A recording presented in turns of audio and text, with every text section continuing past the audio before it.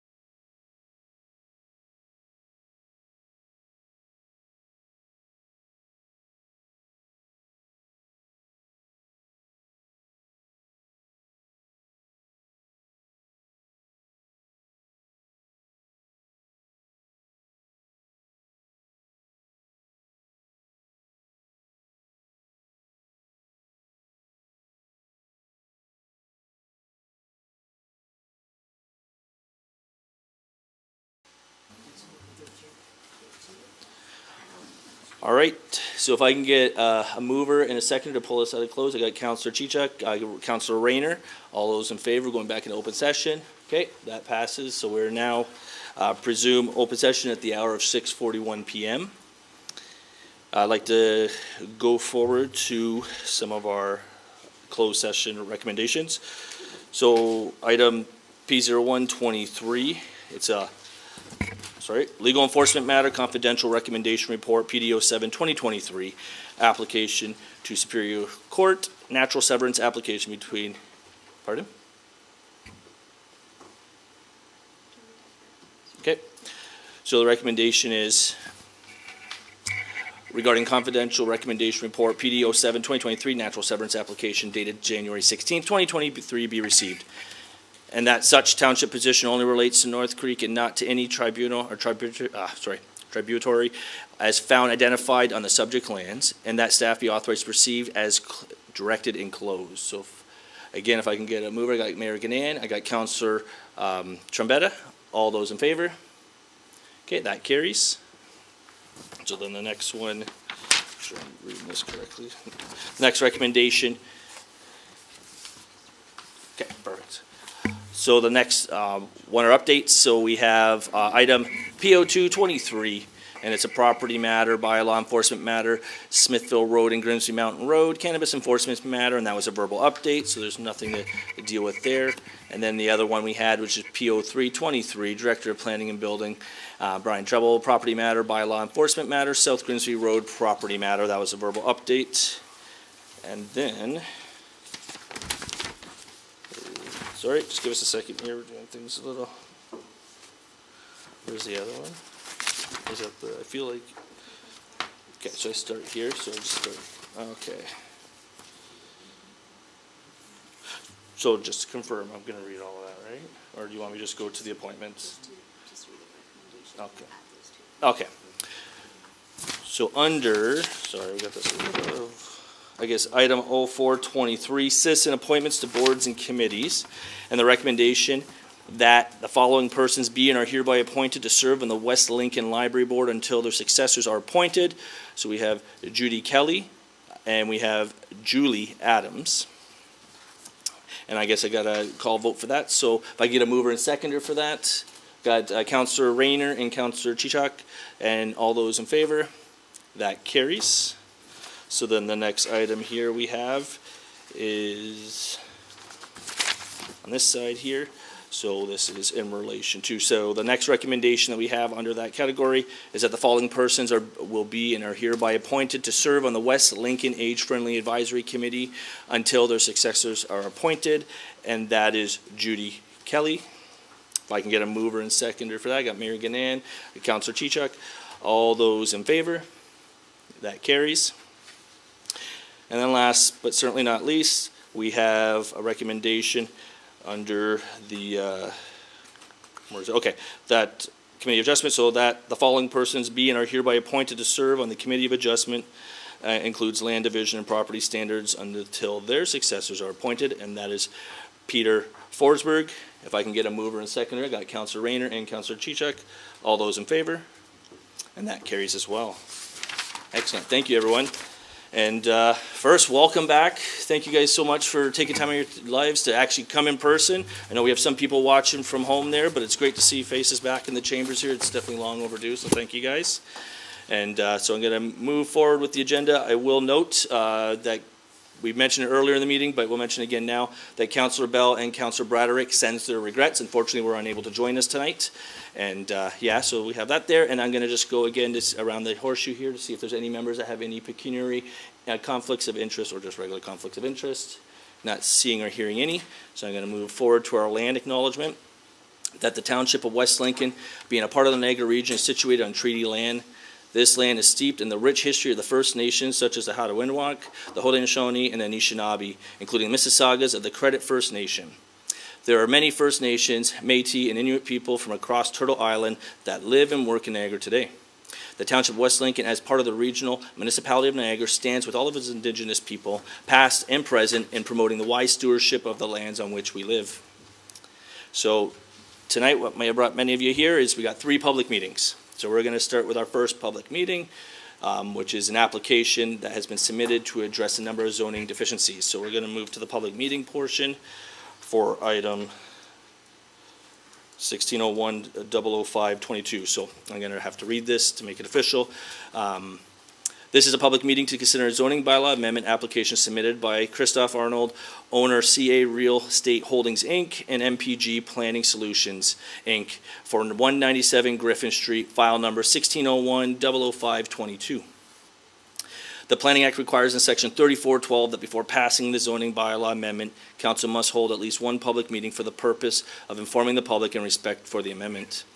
The purpose of this public meeting is to receive comments and answer questions from the public regarding the proposed zoning bylaw amendment. We stress that at this point, no decision has been made on the proposed amendment, and any comments received tonight will be taken into account by council in their future consideration.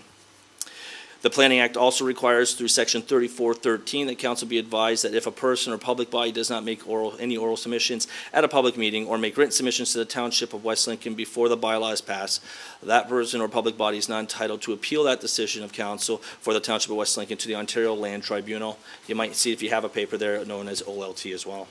So at this point, I'll ask the Deputy Clerk if she could please advise the methods and dates of which the public meeting was given. Thank you, Mr. Chair. Proper notice was given by way of email distribution to agencies and mail distribution to members of the public on December 13th, 2022. A yellow sign was also placed on the subject property on December 22nd, 2022. Excellent, thank you. And so at this point, I'll go to our Senior Planner, Gary Borma, to please explain the reason and purpose of this proposed zoning bylaw amendment. Thank you, Mr. Chair. I'm just going to share the screen here for a moment. Is that okay? That's how it works, Ken. It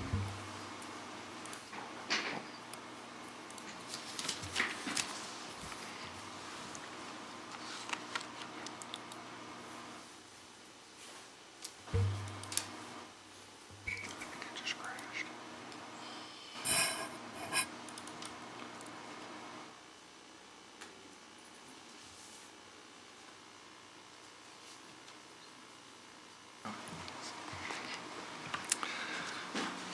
An application for a zoning bylaw amendment has been made by the owner of 197 Griffin Street.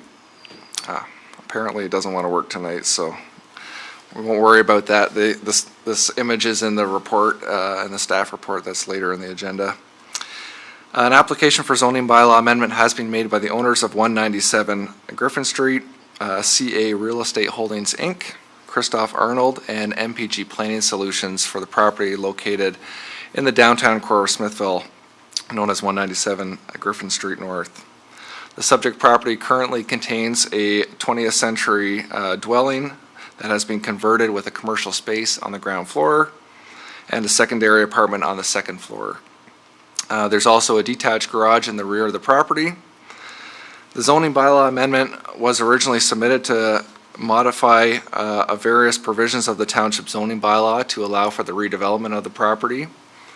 And this redevelopment would have allowed for an additional 3 dwelling units on the property in addition to the commercial space. And the original plan was to have one of the units on the second floor of the detached garage in the rear yard, and the remainder of the units within the, in addition to the main dwelling up the front of the house, or the front of the property.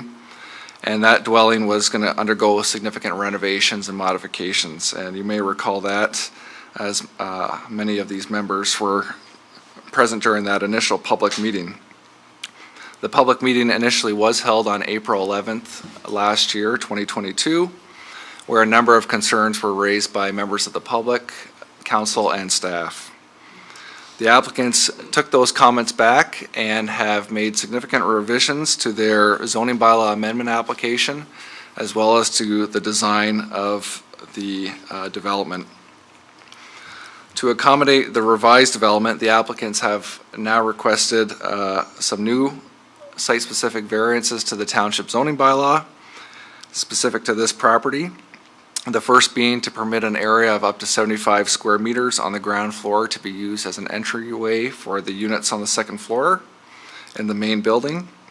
Permit ingress and egress to the site through an existing lane and driveway with a width of 3.3 meters. So that's basically the width of what's there today between the south property line on Griffin Street and the dwelling to the north. Additionally, a request has been made to clarify that a section of the zoning bylaw regarding driveways not permitted to exceed 50% of a required yard not apply, as this driveway will exceed 50% of the required yard. And finally, they are also seeking clarification that another portion of the zoning bylaw does not apply, and that's in regards to the maximum garage width.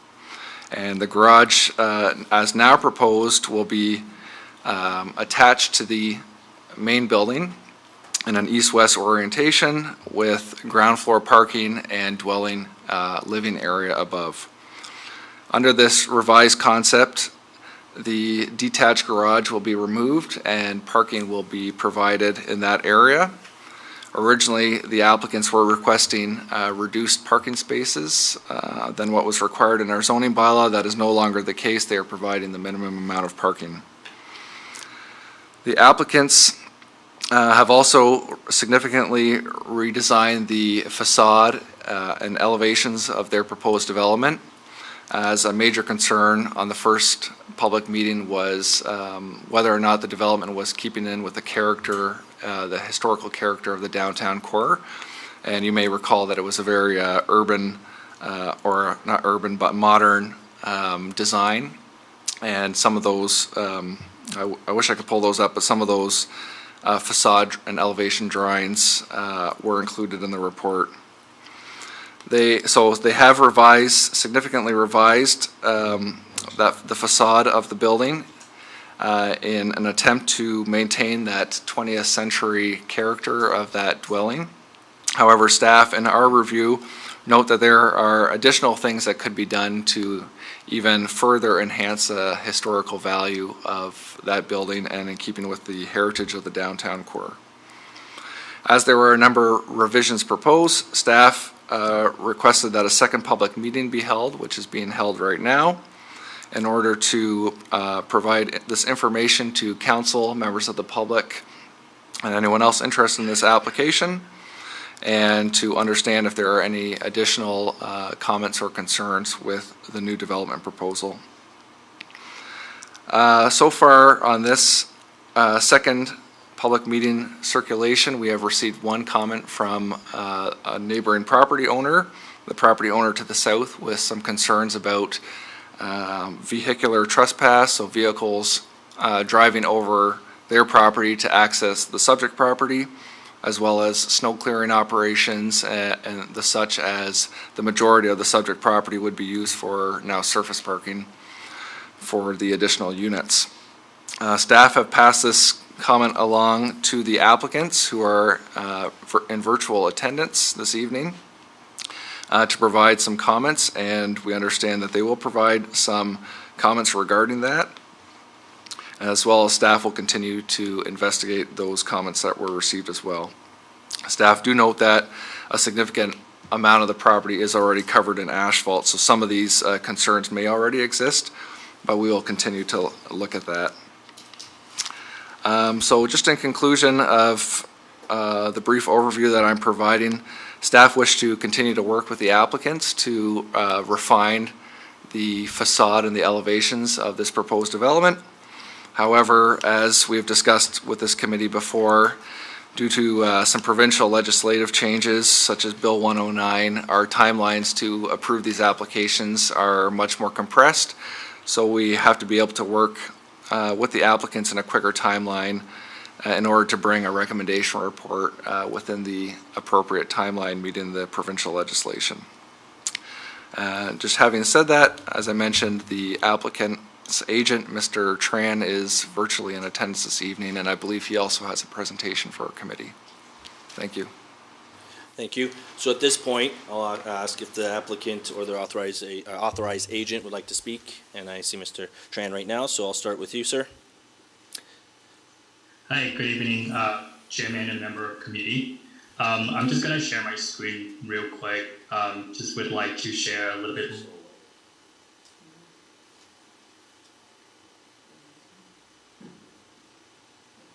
Hi, sorry, I got kicked out for a bit. Oh, that's fine. Let me try to share my screen again. All right, I think it should be working right now. So one second, hold on. We're not seeing what you have on your screen there. Did you click on, when it opens the window, did you click on the actual window? Because it just shows us a black screen right now that says, Right. Okay. Hold on.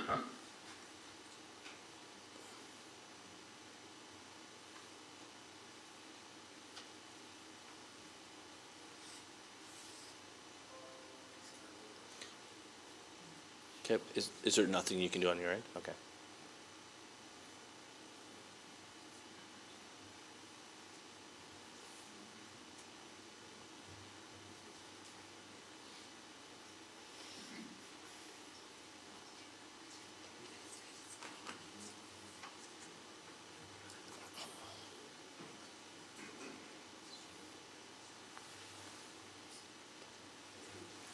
Kevin, did he freeze? Okay, so, oh, he might be signing back in here. All right. Might have just had to refresh his computer there, so we'll just give him a quick second here. Now we have, oh, Hi, everybody. Sorry about that. I'm trying to share screen again. I think it's indicating that it's loading right now. okay.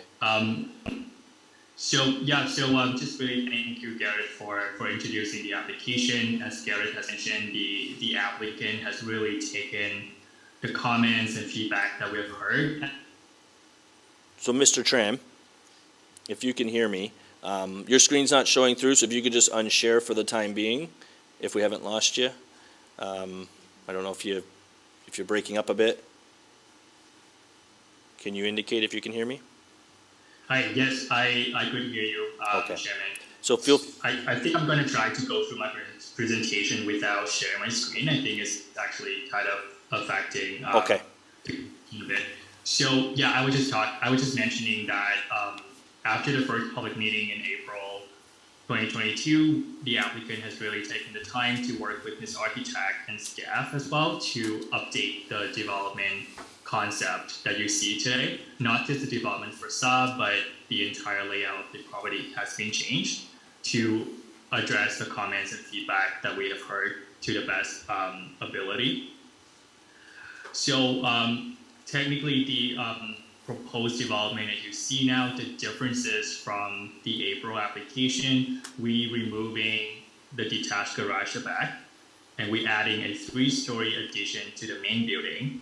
Within this single building now, we are providing about 95 square meter of office space along the front of the ground floor, and the remaining of the ground floor will be used for providing entrances to the 4 dwelling units on the second floor.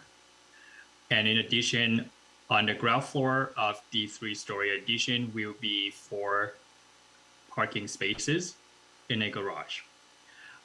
We have increased the number of parking spaces provided on the site to comply with the township parking requirements in the zoning bylaw. And we have modified the architectural style of the building as well. So some of the comments and response that we have heard at the first public meeting and how we have addressed them. So the first one is in terms of the architecture style of the buildings that is not keeping with the character of the downtown core. So in the new revised elevation drawings that the committee could see, we have updated mostly the materials of the new buildings. We're using traditional materials consisting of brick, wood, and the modern materials that was included in the first proposal, like metal, was not introduced in this design at this time. We also modified the roof of the proposed development to be pitch roof to be consistent with the surrounding properties and keeping with character of the downtown core. The second feedback that we have heard is in terms of potential impacts to privacy and shadowing of the accessory dwelling unit to the neighbor to the north. So the existing detached garage at the back will be demolished, and the accessory dwelling units now will be accommodated in the second and the third story of the three-story addition at the back. And I believe the elevation drawings of the proposed building will show minimal fenestration provided along the north elevation. So the windows that you can see on the north elevation of the proposed buildings are very limited, and especially the one in the addition part of the buildings, they are very high up, and mostly they are used for to let natural ventilation and sunlight to come in. They are not meant to be used as like a typical window. So with that, we believe that would really minimize impacts in terms of privacies for the neighbor to the north. Another comment that we heard is in terms of parking and how the proposed development did not have sufficient parking, and we have increased 2 additional parking spaces for a total of 9 spaces, and that met the parking requirement under the township zoning bylaw. Another comment that we have heard as well is concern pertaining to safety and vehicular trespass due to the location of the driveway. And actually the current width of the driveway right now is about 2.8 meter at the pinch point, and the proposed width will be increased to 3.3 meters. And how we do that is by reconfiguring the ramp so that we are able to gain that 0.5 meter there. So we do widen that driveway, and potentially if there's still concern with trespass, we could definitely work with staff in the next stage of the development process. At site plan, we could potentially provide some sort of dividing feature there so that it won't to limit and minimize potential trespassing. So with that, in conclusion, we do believe that this is a good example of a gentle intensification within the downtown core of Smithview. And we have taken the comments and feedback from the committee and the public as well to really modify the development proposal for it to be the best that it could be. We believe that the design and the look of the buildings really keeps in the character with the urban core. And as Garrett mentioned, if staff does have comments or suggestion to even make it better, we would be listening to staff. We'll work with staff to continue on revising the concept. And there would be a site plan process as well, where we actually get into the details of the facades, the elevation, the material. And so more feedback in terms of design will be addressed during that site plan application as well. Excellent, thank you. Was there anything else you'd like to add to that?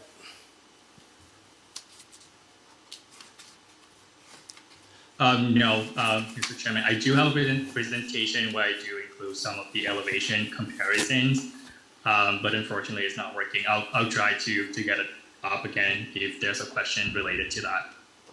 Okay, thank you.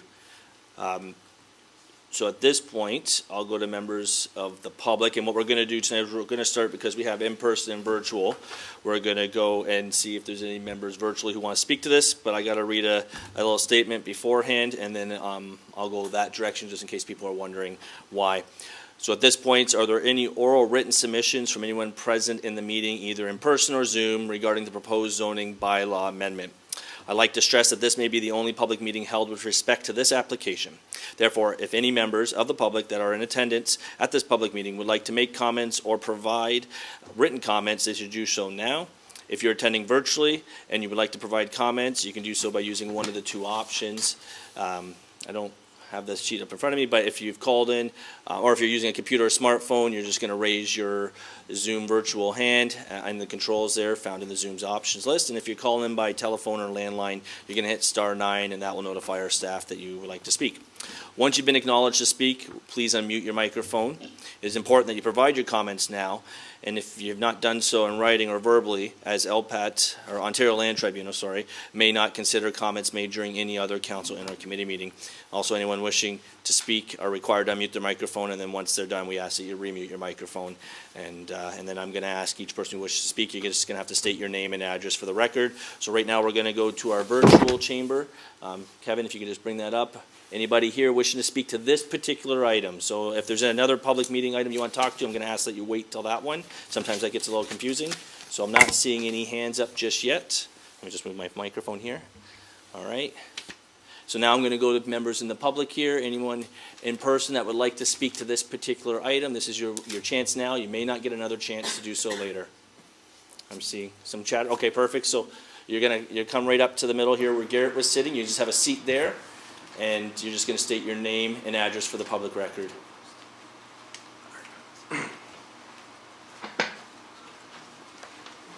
Hello. Hey. My name is Matthew Wickman. My address is 2945 South Grimsby Road 18 Perfect. in Fulton. Excellent. Thank Or you. Smithville. So at this point, you're just going to go forward and make your comments. And Okay, comments that I just haven't heard that, or issues that I haven't heard any address for yet would be, what is the water management plan for the site as all the absorptive areas have been removed? Also, this is a big project, and what would be the plan for preservation of neighboring properties and not just simply trampling all over them? I submitted questions already, but just these were two that were not brought up, so. not brought up tonight. Okay. My biggest concern would be the water management Water management. Great. and snow removal. No, that's All great. right. So I'll leave that with staff unless they wish to comment now, but those will definitely be taken into consideration at the time. And again, just to let everyone know, like whatever decisions made tonight is just for a technical report. Any decision made tonight is not moving this forward or backwards in any capacity. So tonight is for us to give staff the direction just to review all the information you provided as well as the information provided by the presenter and the application itself. So I want to make sure that's clear. Any other members in the gallery here that, go right ahead. Yeah. I own the business next door, the Vitality Smithville, and my concern is that there's going to be a lot of work done around there, and it's going to impact my business, having people in and out, having all this construction done. How are they going to minimize the impact on me and my business and allowing me to continue to be and provide service to the town of Smithville when there's all of this going on? So, and how they're going to be able to do all of that work without taking over space in my parking lot, in my driveway, blocking my patients from coming in and out. Absolutely. So in order to keep your comment in consideration, I do need you, for the sake of formality, to state your name and your address. Sorry. It's Andrea Wickman, and the address is the 195 Griffin Street North. Perfect. I just need to ask that just for public Yeah, record. thanks. But great question. Staff will record that down, and hopefully that'll be something that we can And the address. snow removal is a big issue. It already is a problem because everything slopes toward our property, and when things start to melt, with all the snow being left there, starts to melt, it creates ice on our side, Okay. which is a danger to Oh, yeah. our patients, ourselves. So there's only so much stuff we can put on there if there's water coming from elsewhere. Okay. Thank you. Thank you. Excellent. So I'll look around the room one more time. If any other member in the public here would like to make a comment, this is your time. And then because of that, we'll go back one more time just to virtual. I'm not seeing anybody else here, just to make sure no comments made inspired anyone. All right, so we're going to move forward. Let me make sure I got the right sheet here. So at this point, do any members of committee have any oral written submissions on the proposed zoning bylaw amendment? Please note that members of committee must make their comments now, as the Ontario Land Tribunal may not consider comments made at any other council or committee meeting. Any members or members of council wishing to speak are required to unmute the microphone to talk, and once they're finished, we ask that you remute your microphone. So looking at members of the committee here, I have Councillor Trombetta, and then Councillor Chichek. Thank you, Mr. Chair. Through Mr. Chair, to Mr. Trouble, I wasn't, when this came last year, I wasn't fond of the clad building, and I was one to speak how it doesn't fit the landscape of the downtown core in Smithville. Now, I do see that the developer has came back with a redesign, it's unfortunate that the gallery couldn't really see, and I know it's in our agenda, but also, while the presenter was speaking through you, Mr. Chair, to Mr. Trouble, he did state that there were some things that wanted to be added to the design that wasn't fitting with staff. Can you just explain that to me, please? Through you, Mr. Chair, I can start. Garrett might have additional points to add as well. The revisions that have been made to date are attached to the staff report. Since we had some technical issues here tonight, we'll get them on the web as well so that the public can view them from there. If they're not there now, we'll make sure they're there tomorrow morning, and then the public can take a look in more detail. Certainly from a year ago when we had a public meeting, I think the applicants have come a long way in terms of improving the appearance and the way it fits into the character of the downtown.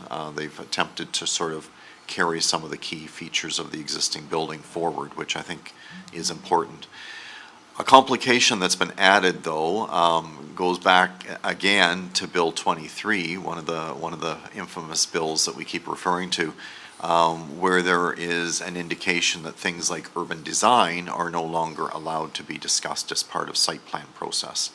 However, and I will go on the record as saying this is a very prominent location in our community, in the downtown core, and the development is going to have to be designed and done properly and in accordance with standards that are acceptable to the town if approval is to be granted. So, the applicant, through their agent, has pushed back a little bit when Mr. Burma has spoke to them about urban design, and they're going to have to work with us because of its prominence and its location.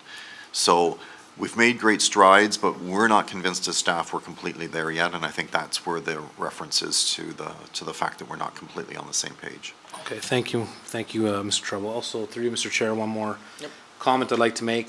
As I was a part of this council with construction down on Griffin Street, through the process of the region, how it does disrupt businesses, and we went through that process when the street was getting all, under construction. With this project taking place, my concern is for the businesses that there is adequate access of entering for the business that's beside, so it doesn't affect the business in town or affect people's livelihoods. So I do hope, through you, Mr. Chair, through to the planning department, that all access and obviously anything that is, hopefully nothing is going to be minimal disrupted to the neighboring businesses. Obviously, it's a big concern for the residents and obviously for our business community. So just please, if you can, Mr. Chair, through you to Mr. Trouble, ensure that that is taken to great consideration. Thank you. Mr. Chair, I'm not exactly sure what to say, short of the fact that that certainly is a reasonable expectation. A lot of those issues, one would hope, would be relationship building between the two property owners. Since they have a shared access between the two properties, they really need to start working together, and the township's not really in the role of being referees. So I think I would put the first effort towards the two of them working together, and certainly staff will assist where we need to. If I could just follow up on that, I think Councillor Patter was asking about if there could be a provision that highlights, I think we've done this before with other developments where we've had a provision, should they more or less housekeeping, that they are responsible, and if they fail to comply with that provision, that's probably the point when we come in and say, you need to address this. Certainly, site plan will speak to requirements for site maintenance and satisfactory on-site to conditions to public works or bylaw and enforcement. Yeah, that's pretty standard. Perfect, thank you. No problem. I'll go to Councillor Chichak. Thank you, Mr. Chairman. I see a material difference between the submission that was made a year ago, and I, like staff, want to commend the work that's been done, but I encourage the work to be completed by both sides, not arguing. As Mr. Trebles just pointed out, good sportsmanship and good neighbors happen when people come to an understanding of what will work in a very prestigious part of our town where we want to maintain a character. either that or as Bill 23 comes into effect, I'm sure a lot more historical districts and historically designated houses are going to pop up all over Ontario. But that's to be seen. My first question is this intended to be a condo or a rental unit? Do we know? Units, sorry. Through the chair, I can start to answer that. I don't believe we've ever discussed condominium development through this proposal, but maybe Mr. Tran can confirm that. Mr. Tran, are you still there? Yep, I'm here. Through you, Chair. So there has not been a plan to about condominiumize the property. So as of now, it would be a rental property. Okay, so thank you. That would mean that the developer is, or whoever the ultimate owner is, would be the one person we would be dealing with rather than a management organization for the condos in the building. I guess my second question was partially answered through Councillor Trombetta's question about the things we should expect. And just to be sure, and let's get that clear, the site plan process, regardless of the reduced timing we have on approvals, will take care of water management, preservation of the neighboring properties, hoarding, snow removal, and various other things that would implicate dangers to the surrounding properties. Am I right?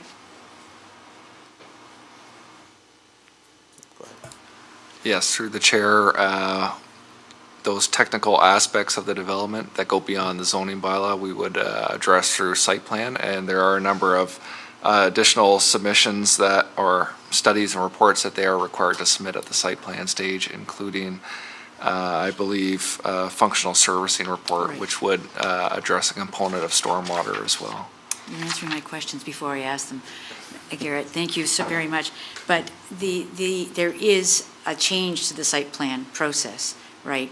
So it's here that we want to make sure that everybody's getting onto the same page, and that if the reduced timeline wants to make with good friends, good neighbors, and good development projects, it's here that we want to get it out, right? Because in site plan, there is not the same process as there was before, is there? Through the chair, I think the process will be similar, but just on a very condensed timeline, with some of the aspects such as the director has mentioned, urban design, being limited in our ability to apply that in the site plan stage. But I believe that stormwater management, servicing, and all those things can still be applied just as they were prior to Bill 109 and Bill 23. Thank you, Mr. Chair. No problem. I'm going to go to Mary Gunn. Thank you, Mr. Chair. So along the same lines, I have a concern. I know that the last presentation showed a handicap parking space that I know that the neighbors were very concerned about, because the implication then was that that parking space, that handicap space, needed to be close to the commercial aspect of this proposal. And I know I asked at the time the question about was it related to the commercial aspect or to the residential aspect.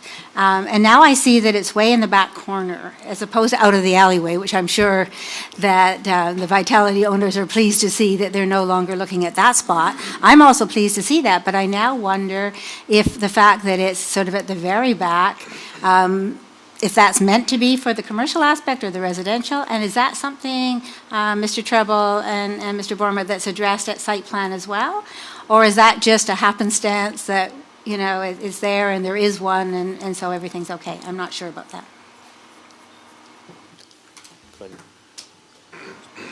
So I'm going to let staff attempt this first by seeing Mr. Tran's hand up as well, so. Well, and Mr. Tran may know very well whether it's meant to be attached to one or the other. So, Yes, correct. Thank you. So I'll go to our director, Mr. Treble, and then, Through you, Mr. Chair, our bylaw will require the calculation of a handicapped parking space, but we don't really have provisions that speak to exactly where it should be. So I know there are some handicap spots on the street, which may be sufficient for the commercial, and this one might be for residential, but I'm curious to see what Mr. Tran has to say. okay, thank you. Mr. Tran?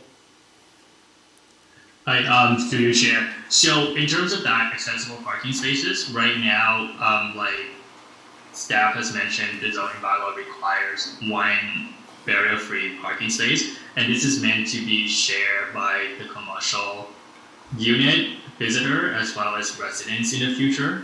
But I do think that if in the future if we have a residence here that require full-time access to this barrier-free access, then that would probably be dedicated to the residents.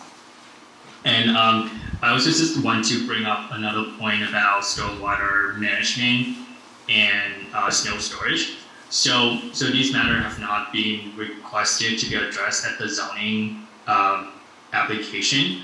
So we will definitely work with staff on this at the site plans and make sure that things are improved, because as mentioned, the site is currently mostly asphalt, and we're not really increasing the amount of impermeable surface with this application. We're replacing the detached building in the back with a 3-story addition. So in terms of stormwater management and snowstorm, with the application and the required site plan application that comes after, this is actually a great opportunity for us to look at the condition and like the drainage and everything. Because otherwise, keeping without the application, things will be as is. But with the application, we have to go through a site plan application, and these matters will have to be addressed to satisfaction of the township. Thank you. Thank you. I thought that Mr. Tran perhaps had a reason as to why that had been moved and why it was so important that it be close to the front of the building the last time, but obviously that wasn't quite the answer. So thank you anyway, Mr. Chair. No problem. Any other members of committee here? Not seeing or hearing any. I guess I'll make a quick comment there. Yeah, compared to what we had seen previously, I definitely think from the design side of things, this is definitely a little bit more reflective to the West Lincoln charm than what was originally proposed. Certainly some concerns with what will be addressed in site plan, left to be remain seen. At this point, I think it would be good to see how things work together, and to echo some of the committee members' comments too. We need everybody to work together on this. There's no one side kind of getting 100% of what they want. We need community-like members to kind of work together, address the concerns, and hopefully we can kind of make this happen in a respect that kind of works for everyone and get the best of both worlds. So, anyways, at this point, I'm going to move forward to state that please be advised that a technical report is being considered by committee this evening, and that a recommendation report will be forthcoming at a future committee and or council meeting. Please also be advised that once committee and or council has made a decision with respect to the zoning bylaw amendment, and if approved by council, a notice of its circulation will have an appeal period. If you wish to be notified of council's decision, we do ask that you email our township clerk, Joanne Shime, at jshime@westlincoln.ca, or if you go to our website or call the township, they can provide you with those, with that direction as well. Anyone who's interested in observing council and or committee discussions about a particular bylaw should not rely solely on mailed notices and miss the opportunity to attend an applicable meeting. It is suggested that you watch the township website for posting of agendas to review items that will be discussed at council and or committee, and that the agendas for the meetings are posted on the township's website after 4 p.m. on the Friday prior to the meeting. And additionally, meeting schedules are also noted on the township website for public to view. And if you wish to receive notices by email, it is suggested that you contact the clerk's office as well and give that request as well. Besides your email, also your mailing address and phone number. So at this point, with this public meeting with respect to the proposed zoning bylaw amendment be concluded at the hour of 7:24 p.m. We're going to move to our next planning meeting. So thank you for that.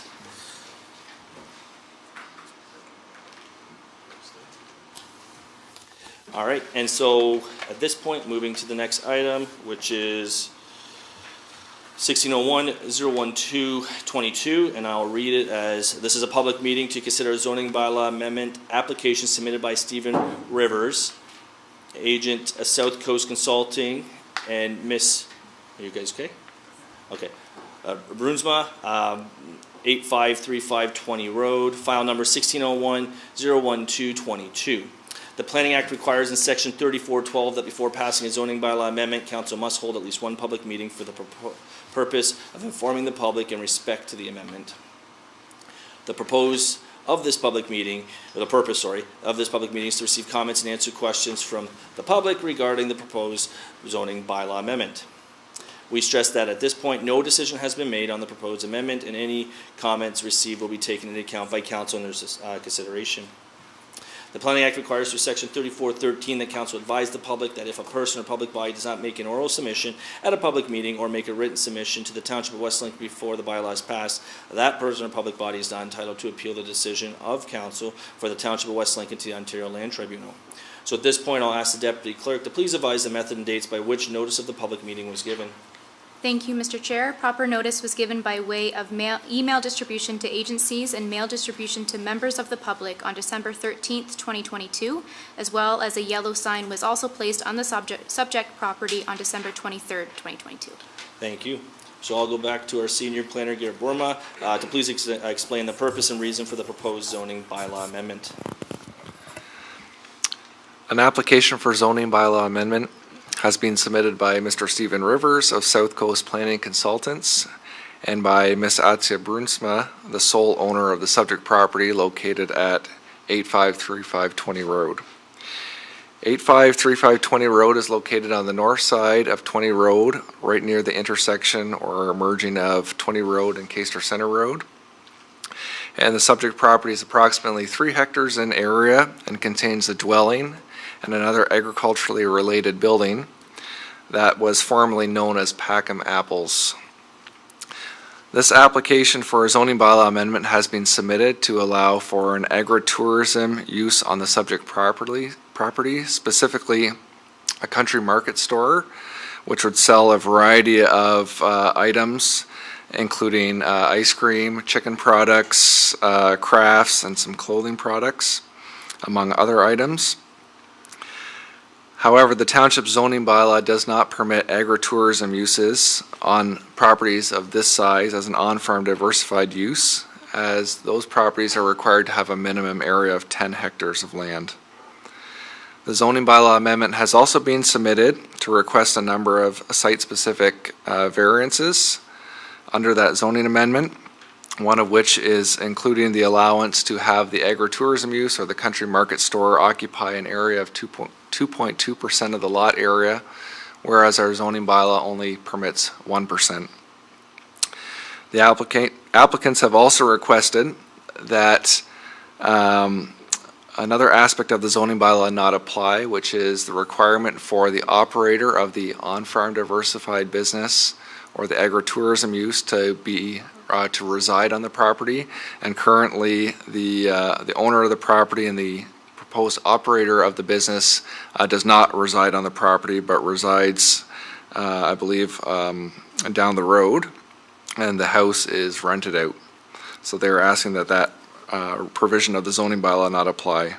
Finally, they are just asking that all the existing setbacks of the existing buildings, specifically the agriculturally related building, be recognized, as many of the setbacks of the front and side property lines are existing deficient from our zoning bylaw.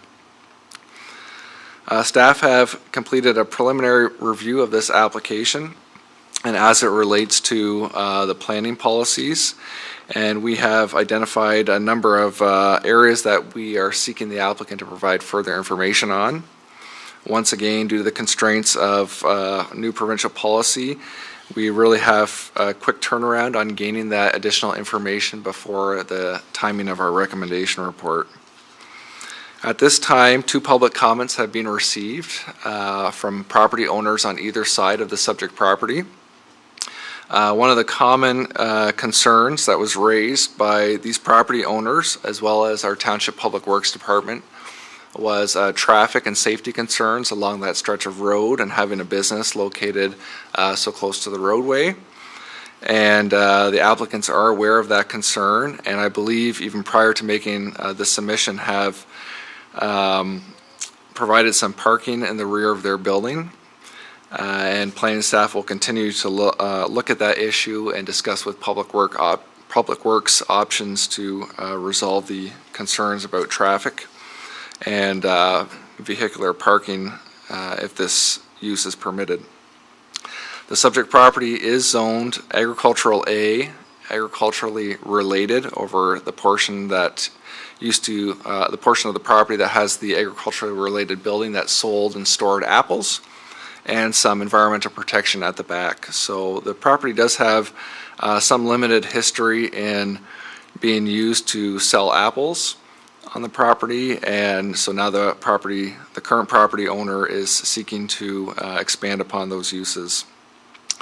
Another item to note is that you may be aware that this property had operated for a short time as a business, but in discussions with township staff, and it was determined that that business may not have met the intentions of the zoning bylaw, and therefore the business ceased to operate. In the meantime, there was an ownership change on the property in which Ms. Atsia Brunsma became the sole property owner.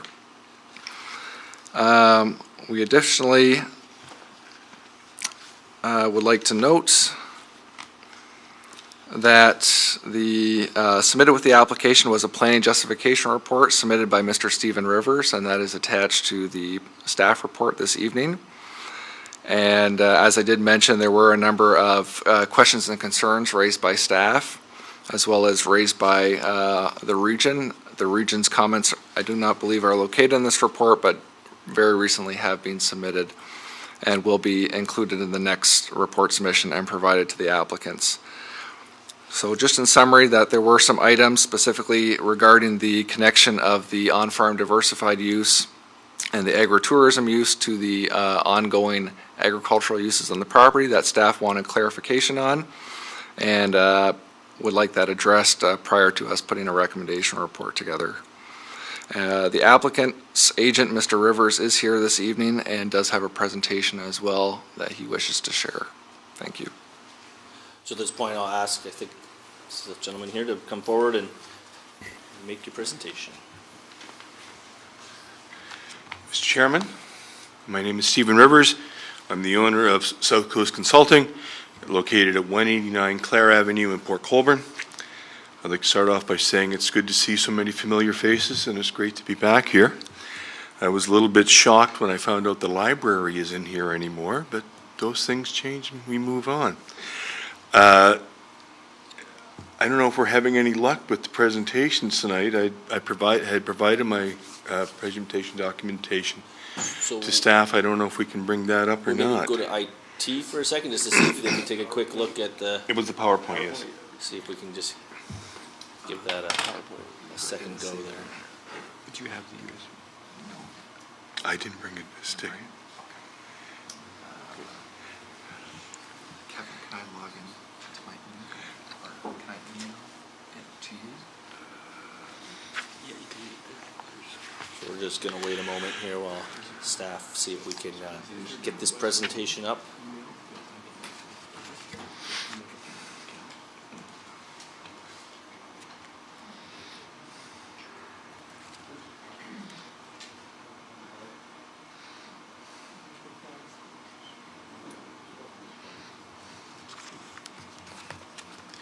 Technology's wonderful when it works, eh? It certainly is.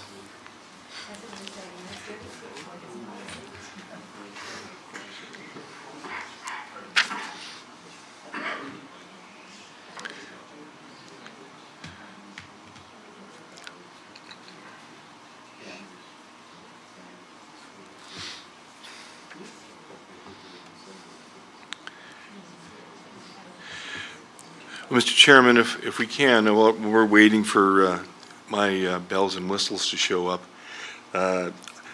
the Planning Department had a few concerns and issues that they wanted clarified, and I've had the opportunity to go through some of those, and I can maybe deal with some of those now while we're waiting for the presentation. One of the concerns that the Planning Department had was that the agricultural use and the use on the property sort of started and ongoing before the agritourism use was put in place. And discussing with the owners, the apiary is already there for the production of honey, and the vegetable flowers gardens had started 2 years ago.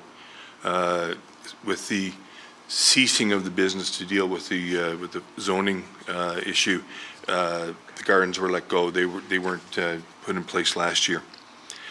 So the agricultural component of the three 3 hectares has started. In abeyance now, waiting for council's decision on the zoning bylaw amendment. One of the issues that has been brought up is parking. And certainly, in discussing it, certainly with my clients tonight, we're quite aware that the potential for traffic issues is related to the use, and we're more than happy and matter of fact, quite certain that we will be looking at parking beside and behind the building so that it's as much as possible off the road.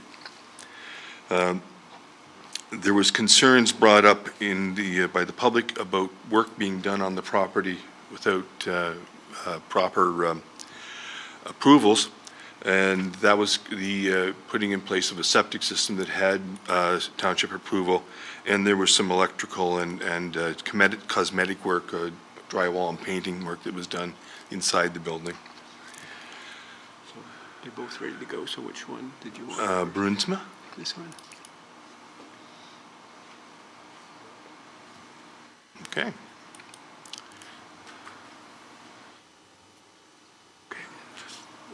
Technology does work. There we go, summary. The lot, as I understood it, we're dealing with is really 2.5 hectares or getting up to 3. The additional lot area is a result of the residential component on the property. I looked at things from the area of the agricultural component itself.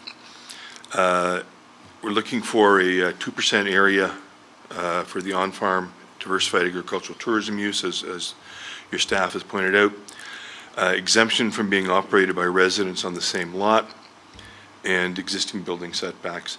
I'd point out that, and I'm sure as most of us councillors know, the Brunsmas are a long-term agricultural family in this community, and have acquired this piece of property recently in the last few years. The sketch of the property, site plan that has been prepared, the area in red is the agricultural related use zoned area. The blue is the environmental heritage resource area, and the rest of it is the agricultural area. The existing parcel, again, I'm looking at 2.7 hectares with about 112 meters of frontage on 20 road. The actual parcel is 3 hectares, but again, we're looking at it from the agricultural perspective. Formerly used as an on-farm diversified agricultural tourism use, selling apples, as you've been told, and it's designated good general agriculture in the official plan. Again, an outline of what the subject property is. The surrounding uses, natural heritage uses and agriculture to the north, existing commercial and agricultural on either side. I'm not sure that's industrial, non-agricultural and residential uses, and more non-agricultural residential uses. I'm going to double check that. I think I've given you the wrong information there. Planning Act considerations or planning considerations that went into this that I've looked at and your staff have looked at is the Planning Act, of course, provincial policy statement, the growth plan for the Greater Golden Horseshoe, the Niagara Region official plan, the Township of Lincoln's official plan, and the Township of West Lincoln's zoning bylaw, and I really got to proofread these things a bit better. I was gonna point that out there. Thank you for doing it yourself. The agri-tourism use complies with policy 1.1.4.1 of the provincial policy statement, in my opinion. Builds on the rural character of the area. It's leveraging the rural assets and amenities. It's using existing rural infrastructure and public service facilities efficiently. It's promoting diversification of the economic base. It's providing sustainable and diversified tourism, and it's also providing economic activities in prime agricultural areas. As far as the growth plan is concerned, it's compatible with the rural landscape and the surrounding land uses. It's sustainable by the rural levels of service that are in place already. It will not adversely affect the protection of agricultural uses. The regional plan talks about preservation of agricultural lands. This does that by not taking any agricultural land out of production. It conserves natural resources in the rural areas by not encroaching on the natural heritage features. It's limited non-farm development in a rural area, which is provided for by the objective 5A4. It's efficient and an orderly pattern of land uses in the rural areas. It has no land use conflicts and has no requirement for municipal services.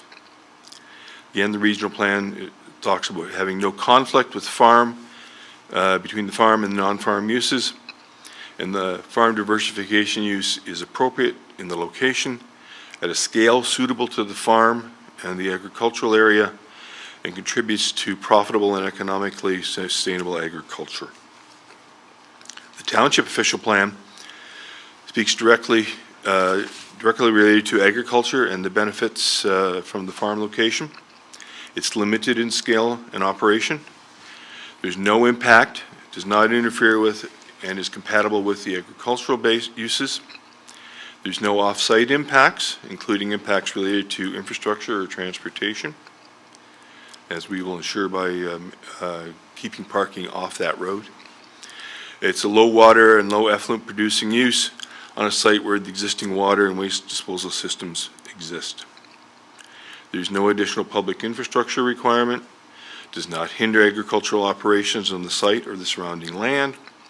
There's no requirement for improvements to utilities or infrastructure. I'm sorry, some of these are getting repetitive, but that's the nature of planning. And it complies with the policies, the official plan, and the regional official plan. Zoning relief, it's a permitted use.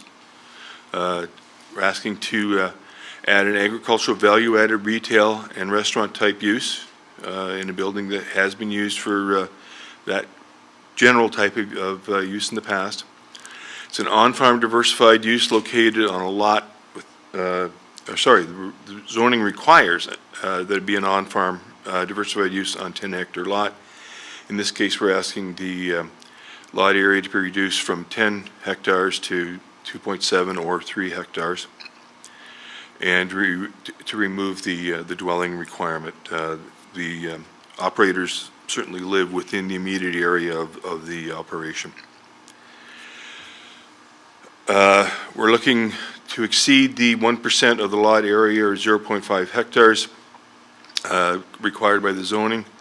We increase to 2.2% to recognize the relationship between the existing buildings and the gross floor area of the existing lot size. And is not to be operated by no more than 2 persons residing on the lot, and we're asking to delete that requirement again because the operators and the owners don't live on the property, and certainly they've been farm operators in this area for a very long time. Just a table looking at some of the detail. The 0.4 hectare AR zone requirement is satisfied. The 50-meter AR zone frontage is also satisfied. The 10-meter setback in the front yard is not satisfied. The 7.5-meter interior side yard setback is not satisfied. Minimum rear yard is satisfied. The minimum lot coverage, 40% in the R zone, it's 1.2% is satisfied. Minimum building height is 15 meters. It's an existing building, so it's grandfathered, for lack of a better term. A minimum landscape space that can be complied with, given the size of the lot and the type and the area of the use. Minimum outside storage, 10% of the area, and that again can be complied with. And the other issues related to the on-farm diversified use in terms of the coverage of needs to be considered, and the gross floor area that is permanently used is also satisfied. In my opinion, the proposal conforms with the provisions of the Planning Act, the provincial policy statement, the growth plan, the regional official plan, and the official plan as amended or proposed to be amended. It permits a proposed agritourism use. It's good planning. And council can be confident that the zoning bylaw amendment is consistent with the township's official plan and the regional official plan policies.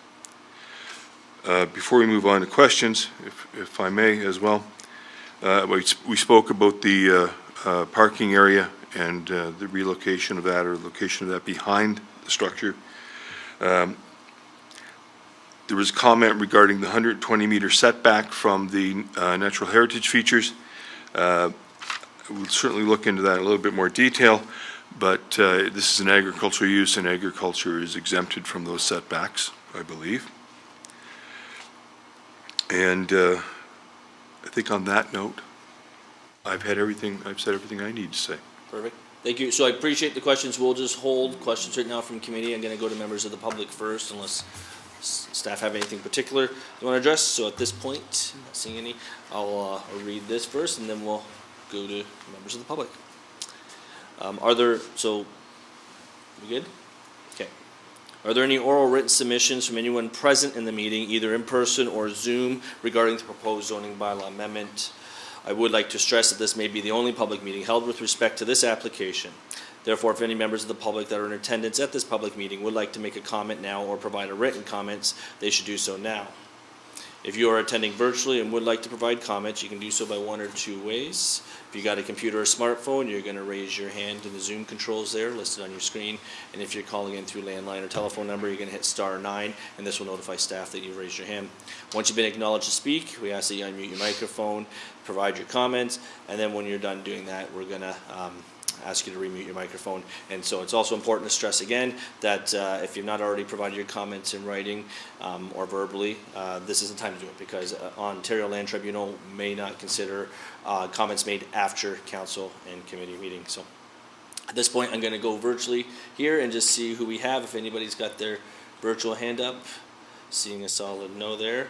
I'm going to go to members of the public here in person. Do any members currently in this gallery have any comments or questions they would like to have on record? And again, I'll just stress that if you don't make your comment now and you have one in the back of your mind, you may not be heard later, so this gives you one chance. So not seeing or hearing anybody, we're going to go to members of committee here. Do any members of the committee have any oral written submissions on the proposed zoning bylaw amendment? Note that members of the committee must make their comments now, as Ontario Land Tribunal may not consider comments made at any other council or committee meeting. Any members of council wishing to speak are required to unmute the microphone, and then when you're done, we ask that you remute your microphone. So I have Mayor Ganan, Councillor Chichuk, then Councillor Rayner. Go ahead. Okay, thank you, Mr. Chair. So I just wanted to point out, both Mr. Rivers mentioned and also the presentation mentioned Packham's apples.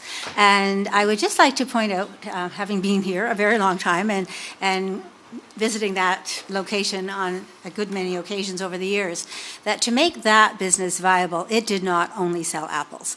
And I think that that's fair to the new applicant. When they're looking to do much more to make it a viable business, Packham's had apples, of course. They also had preserves made sometimes by themselves and sometimes by others. They had baking made by themselves and by others. There were also some hand-knit items, numerous crafts and things along the way.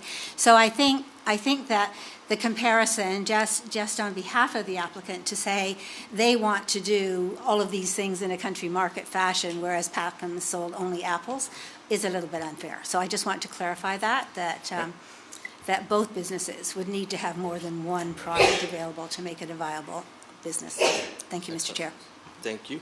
All right, I have Councillor Chichuk. Oh, we're going to go to Councillor Rayner first. No problem. Thank you, Mr. Chair. Through you to the Director of Planning. Mr. Treble, do you have any concerns with the fact that the rules are 10 hectares and this property is 2.7, or as the planner says, we could stretch it with some HST and bring it up to 3? Through you, Mr. Chair.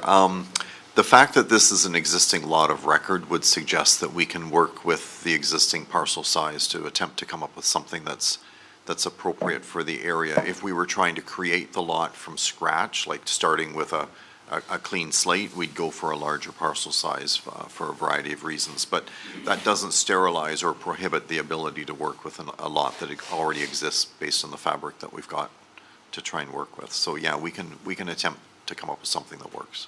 Thank you. Through you, Mr. Chair, back to the Director of Planning. With regards to, well, first, the parking issues, has that been resolved to the satisfaction of Public Works? Through you, Mr. Chair, again, the key piece that will address parking to the full extent of the concerns of the township would include the site plan piece, which we don't have before us yet.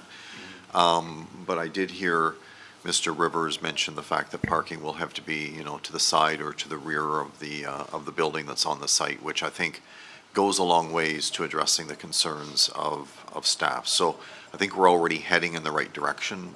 The actual detail, though, will be site plan, not zoning. Through you, Mr. Chair, to the Director. Last question. With regards to the fact that the house is not being utilized by the owner of that facility, does that create any concerns for you, or is that just something that's been in the law for a long, long time? And it basically been, like the mayor says, the Packhams owned the property there. They had the orchard at the back. I drove by it every day, practically every week. I'd get an apple pie because it was great. They did sell, did diversify. They did have other products there, that is correct. But it was a really nice place to stop off and get some home, fresh cooked pies the way they used to be made in the olden days, and it was so nice. But in this particular case, the property is rented. Does that create any difference in the circumstances on how you look at this?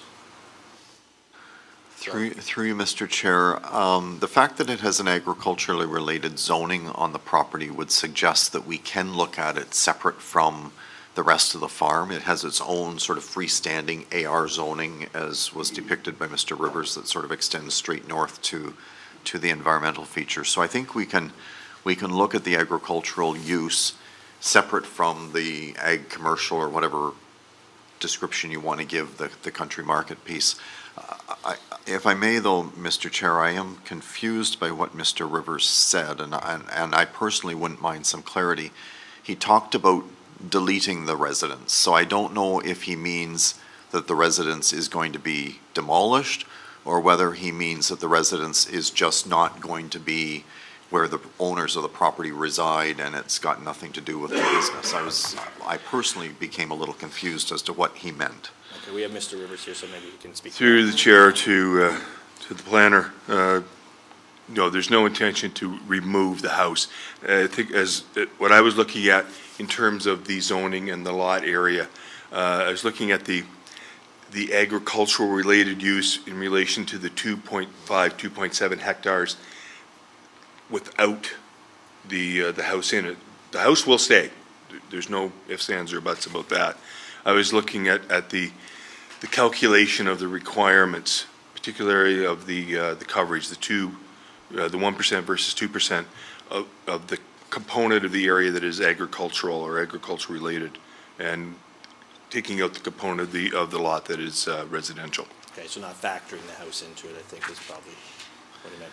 So through you, Mr. Chair, I don't think the absence of the owners living on site is a complete stumbling block. I want to explore with the agent further if there is a way that there can be a relationship, you know, be it an employee of the business or somebody. I'm sure from a safety and security point of view, there's probably benefit in having eyes on the premises. So that discussion I wouldn't mind.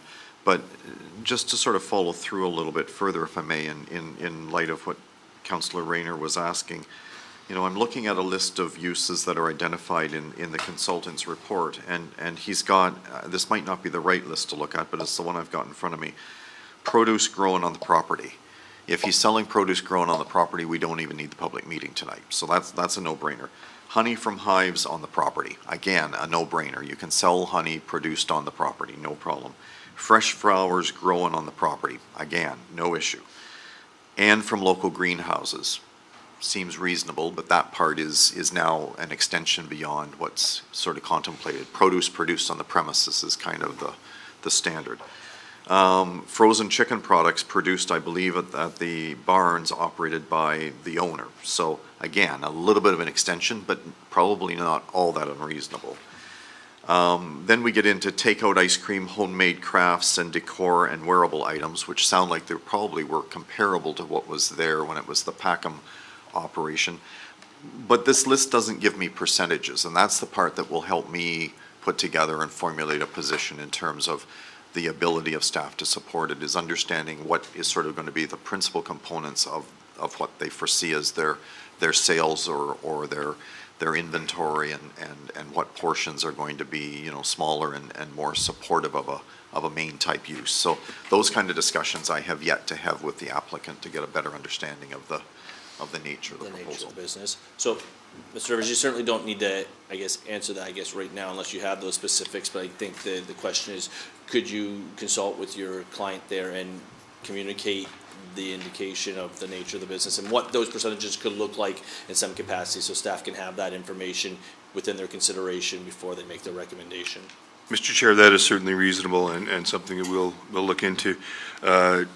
Regards to your planner's concern about the possibility of other people working on the property, I did take the liberty of discussing that with my clients, and apparently the daughter of the people renting the house is more than happy and willing to consider employment in the business. Excellent. Perfect. That's great to know.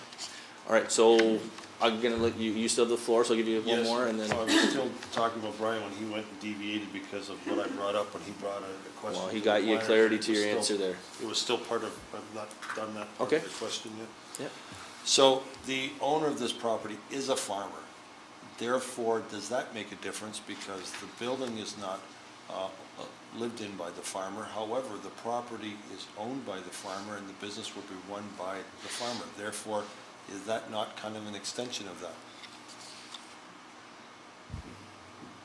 Through you, Mr. Chair, sorry. As I mentioned earlier, produce produced on the premises requires that the product be grown on site to be sold on site. But we have had this discussion before with other properties in the township, and you're right. We know this individual is a farmer. We know this individual grows chicken, so for this individual to sell chicken is kind of a logical extension. And again, we've had this discussion with other property owners. So I'm willing to have that discussion and explore how we can make that work, so. One further thing, Mr. Treble, you said with regards to the people who will live in there can possibly be security for the property.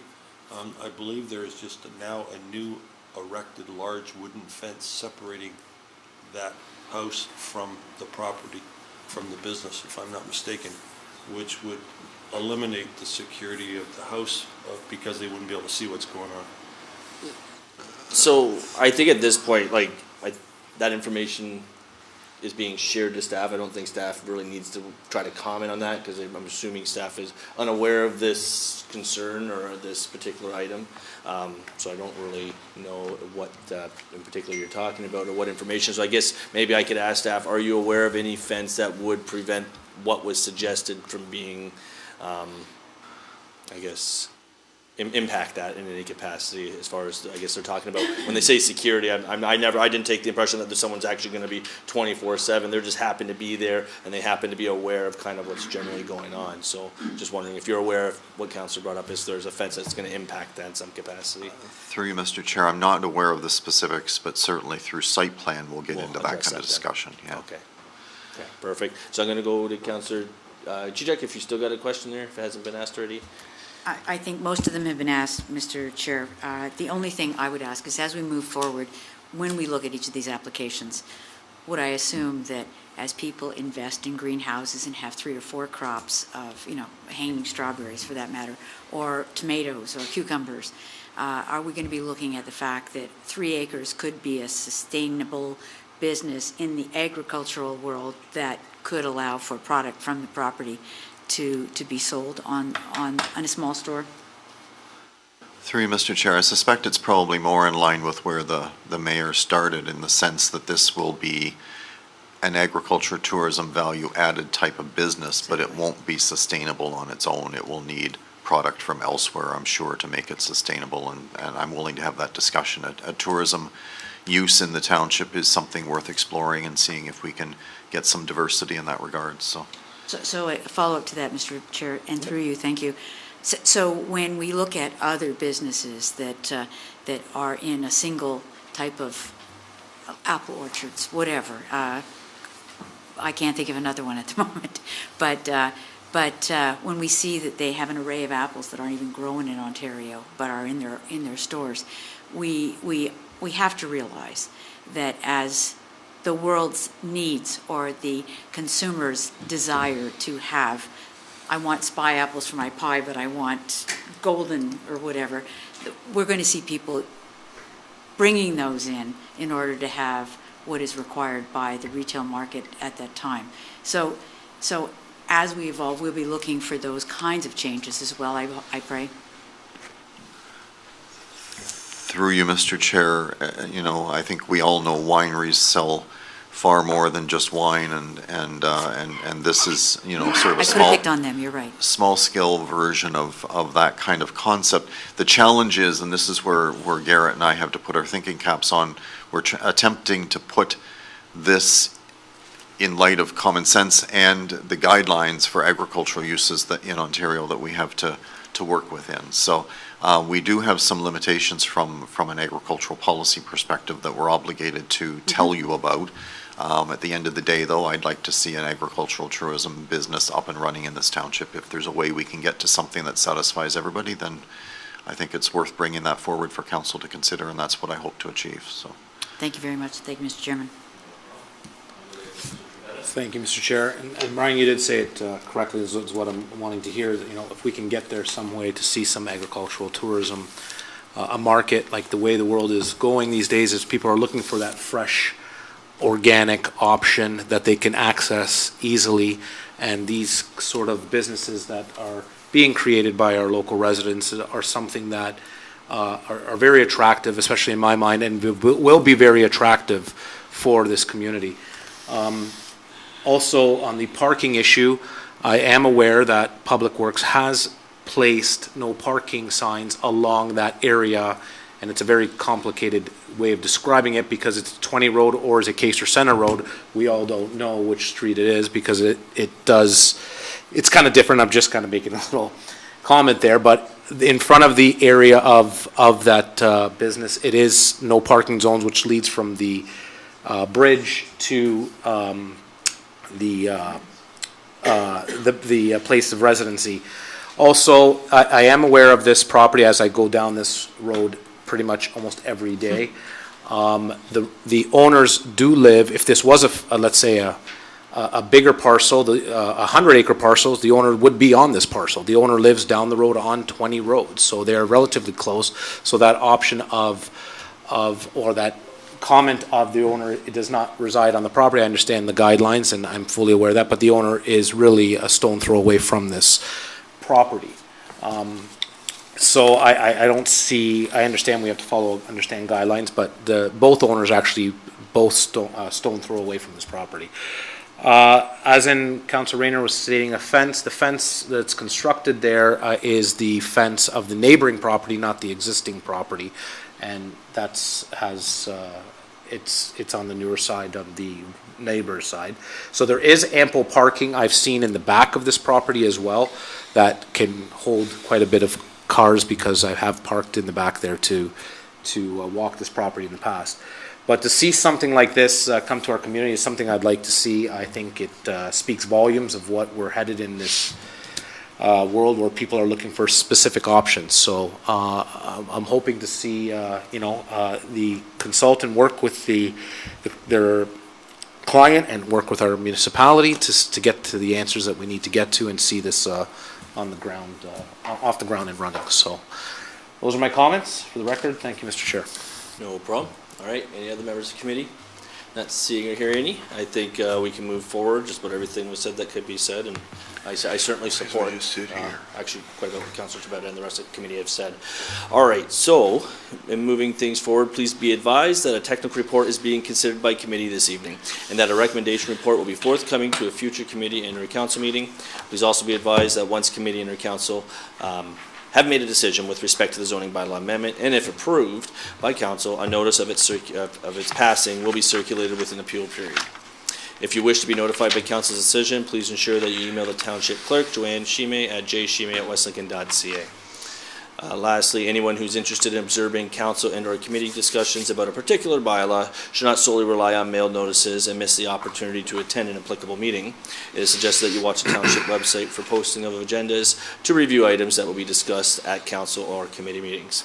The agendas for the meetings are posted on the township's website after 4 p.m. on the Friday prior to the meeting. And additionally, meeting schedules are also noted on the township website for the public to view. And if you wish to receive these notices by email, it is suggested that you also email the township clerk to advise of this request, and then you give them your email, your phone number, and your mailing address. So the public meeting with respect to this proposed zoning bylaw is amendment is concluded at the hour of 8:06 p.m. and we're going to move on to our last public meeting. Thank you, everyone, for your patience and working through all this. And then I'm going to give everyone a quick breath here. Okay. All right. So the next public meeting is to consider an official plan amendment and zone law bylaw amendment application submitted by. That's the right one. Stephen Rivers on behalf of. I'm going to go with Joseph for lot 34, plan M89, north side of Mill Street, file number 1601 01322, ZBA, I say, also file number 1701 00322, OPA. I guess ZBA would be zoning bylaw in the official plan. Okay, so the Planning Act requires in section 3412 and section 1715 that before passing a zoning bylaw amendment and official plan amendment, council must hold at least one public meeting for the purpose of informing the public in respect to the amendment. The purpose of the public meeting is to receive comments and answer questions from the public regarding the amendment and the Township of West Lincoln's official plan and zoning bylaw.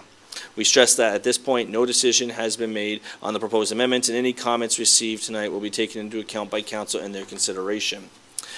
The Planning Act also requires through section 3413 and under Ontario Regulation 543-06 that council advise the public that if a person or public body does not make an oral submission at a public meeting or make written submissions to the Township of West Lincoln before the bylaw is passed, that person or public body is not entitled to appeal the decision of council for the Township of West Lincoln to the Ontario Land Tribunal. So at this point, I will ask the Deputy Clerk to please advise the method and dates by which the public notice was given. Thank you, Mr. Chair. Proper notice was given by way of email and mail distribution to departments, agencies, email distribution to departments and agencies on December 14th, 2022, and mail distribution to members of the public on December 14th, 2022. A yellow sign was also posted on the subject property on December 22nd, 2022. Excellent, thank you. I will go to our senior planner, Garrett Borma. Please explain the purpose and reason for the proposed official plan and zoning bylaw amendment. Thank you.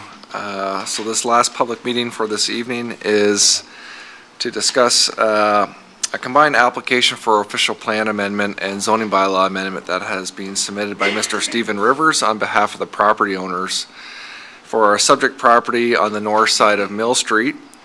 Currently vacant, so it doesn't have a municipal address, but we refer to it as Lot 34 because the legal description is Lot 34, Plan M89. The property is approximately 595 square meters, which is about 0.15 acres, and is currently vacant. It's situated in the cul-de-sac at the end of Mill Street near the Legion Villa, across the road from the Hank McDonald Park. The subject property is designated in our township official plan as medium-density residential and is zoned in our township zoning bylaw as low-density residential type R1B. The township's the official plan amendment application has been submitted by the applicants in order to permit 3 residential townhouse units on the subject property, which would result in a unit density of 50.4 units per hectare. However, our township official plan only permits a maximum unit density of 40 units per hectare, and on such a small property, it's obviously 1 unit makes a big difference. So 40 units per hectare would only allow for 2 units on the subject property. Additionally, a zoning bylaw amendment has been requested to rezone the subject lands from the low-density residential zone to a medium-density residential zone type RM2, with 3 site-specific exceptions, and staff have identified a 4th exception that appears to be needed. So the first exception is a reduced minimum lot frontage.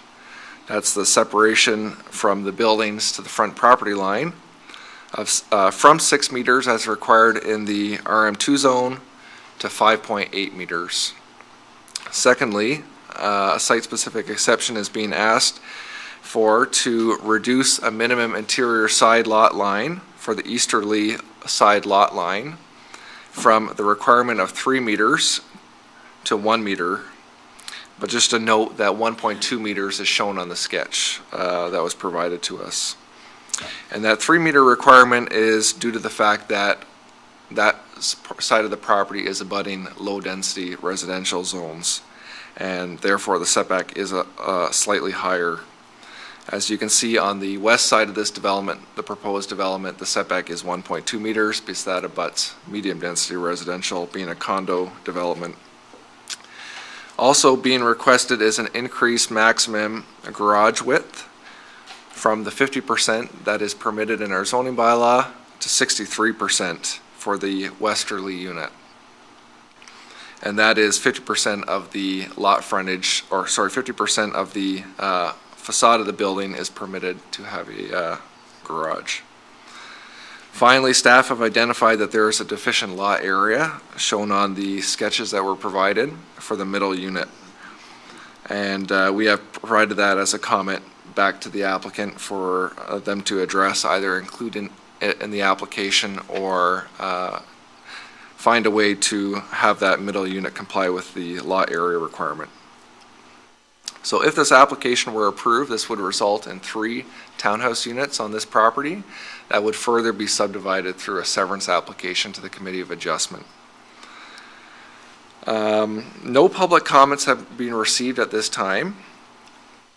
And township staff undertook our initial preliminary review based on the planning criteria. And this type of development is what we call an infill development, as it is infilling in an area that's already full of existing development, and we're adding units within the built area of Smithville. And the Township of West Lincoln has a designation of 13% infill intensification number. So 13% of the units that are built every year should be built within the existing built boundary of Smithville. And this proposed development would contribute to that target of 13%. Initially, township staff have also had some concerns about the character of the building, similar to the first public meeting we had this evening. We would just like further clarification regarding the elevation and facade drawings that were provided to us, as they have a little bit more of a modern flair to them. And township staff just note that our official plan and our urban design guidelines have strong criteria to ensure that new development is compatible both with the built form and the density, as well as the appearance of the building, compatible with the neighborhood character. Secondly, our initial comment was once again just on addressing the lot area requirement and having the applicants address that further to determine if that can be complied with or if that additionally needs to be added to the list of site-specific variances. And as we mentioned on previous reports, due to the fact that we have tighter timelines that we have to deal with, you'll see in the report that we have provided the date of complete application being November 21st. And as this is a combined official plan and zoning bylaw amendment, we have 120 days to review it and provide the applicants with a decision, and that would take us to March 28th, 2023. On a standard zoning bylaw amendment, we only have 90 days, so you'll see some of the other timelines are a little bit tighter. That concludes what I had to provide for this, and once again, Mr. Rivers is here to speak on behalf of this application. All right, Mr. Rivers, the floor is yours. See if we can get his screen up.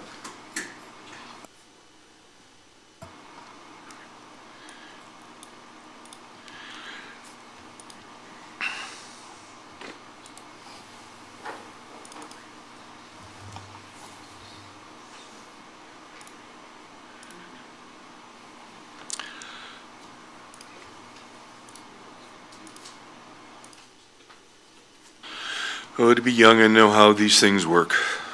I assure you, age almost doesn't matter. Technology is technology. Some days it works, some days it doesn't. Again, my name is Stephen Rivers. I'm the owner of South Coast Consulting at 189 Clare Avenue, Port Colborne, Ontario. L3K 5Y1. Thank you. Oh dear.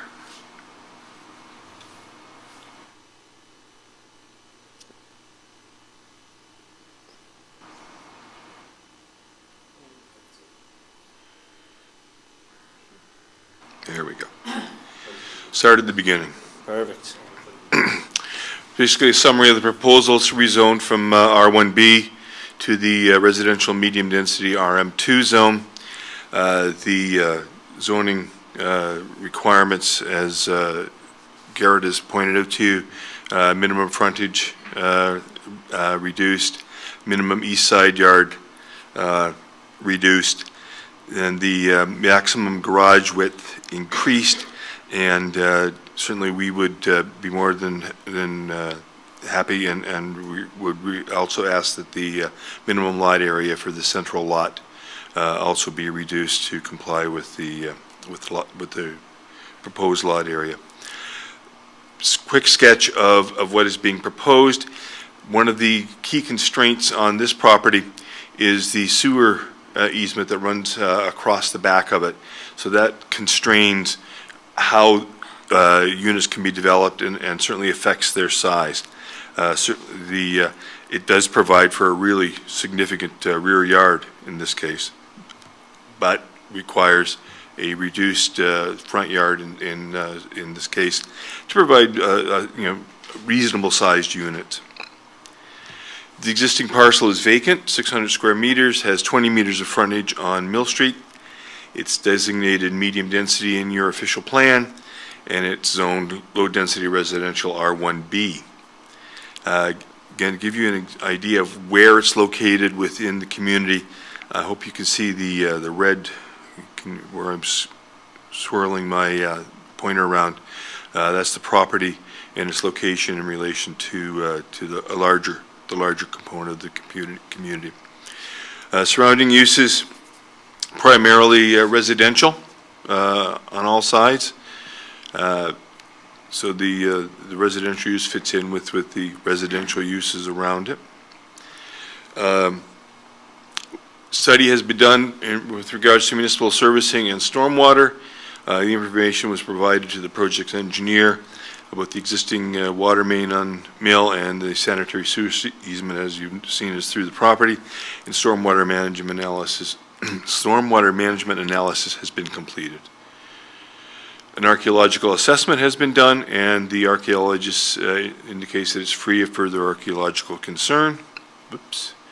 Planning considerations, again, standard that your planners and I have looked at in terms of the Planning Act, the provincial policy statement, the growth plan for the Greater Golden Horseshoe, the Niagara Region official plan, the Township of West Lincoln official plan, and the Township of West Lincoln zoning bylaw. The provincial policy statement, we are looking at a residential development of an underutilized lot with use that is compatible with the uses around it. Residential uses are compatible with residential uses. The growth plan, it's a residential use in the built-up area of Smithville. and provides for a range of housing types and affordability when it's developed and available. It's, as far as the regional plan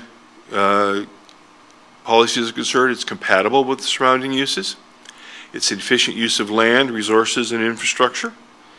It's intensification, maximizing the use of infrastructure and helping with the robustness of the township's financial situation should anything untoward happen to those resources, that infrastructure. And its growth in a compact and efficient manner. From the township plan, it fronts on is directly accessed by a year-round maintained road. There are no traffic hazards. It's in keeping with the intent and provisions of the performance standards of the zoning bylaw, subject to the reliefs that have been asked for. It's has appropriate water supply and sewage disposal. There are no negative impact on the drainage patterns. There are no negative impact or environmental impact. It conforms with the regional lot creation policy. It's intensified residential use of an existing underutilized parcel of land within an existing residential area. It provides housing type and choice alternatives.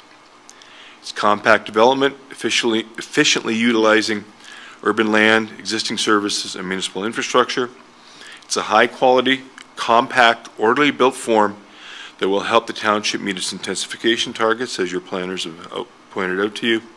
It places windows on the street overlooking pedestrian routes, the concept of eyes on the street for security and overall safety on the streets.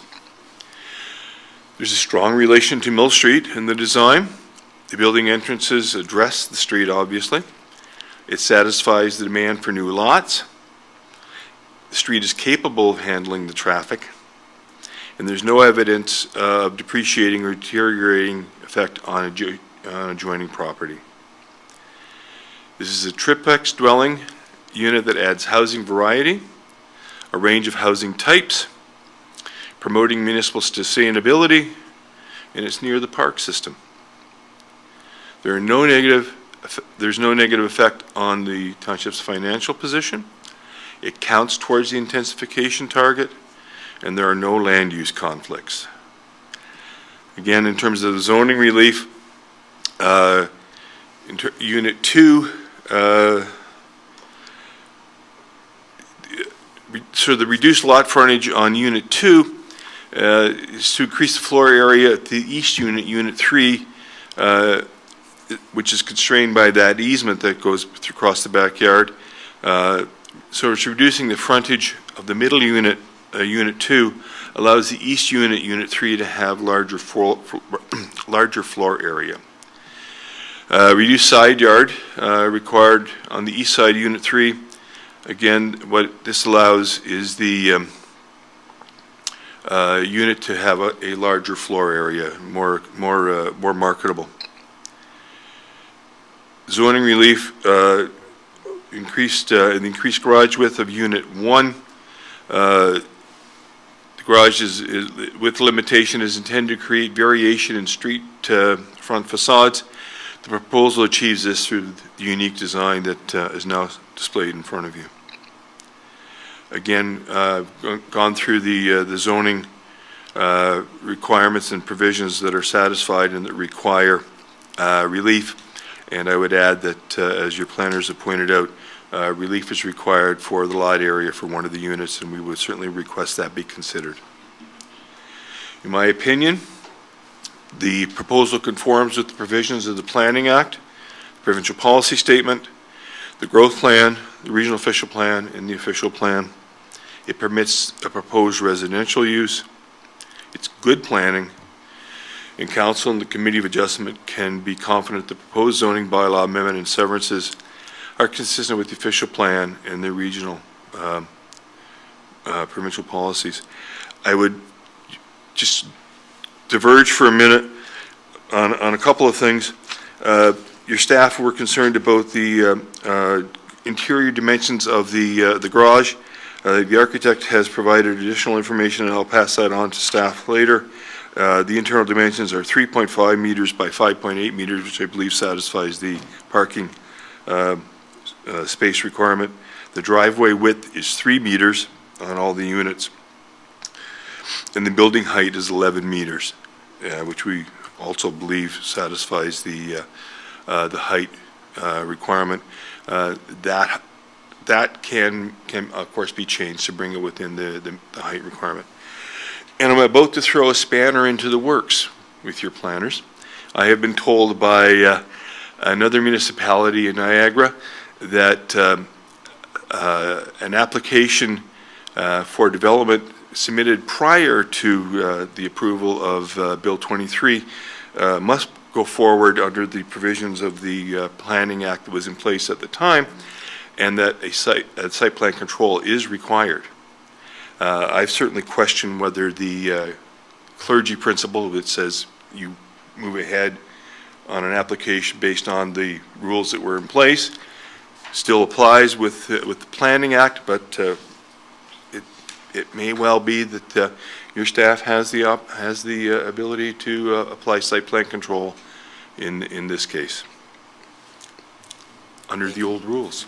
Thank you. If you have any questions, I'd be happy to try to answer them. Okay. We may circle back to you regarding that. So at this point, thank you for the presentation there. I'll go to members of the public.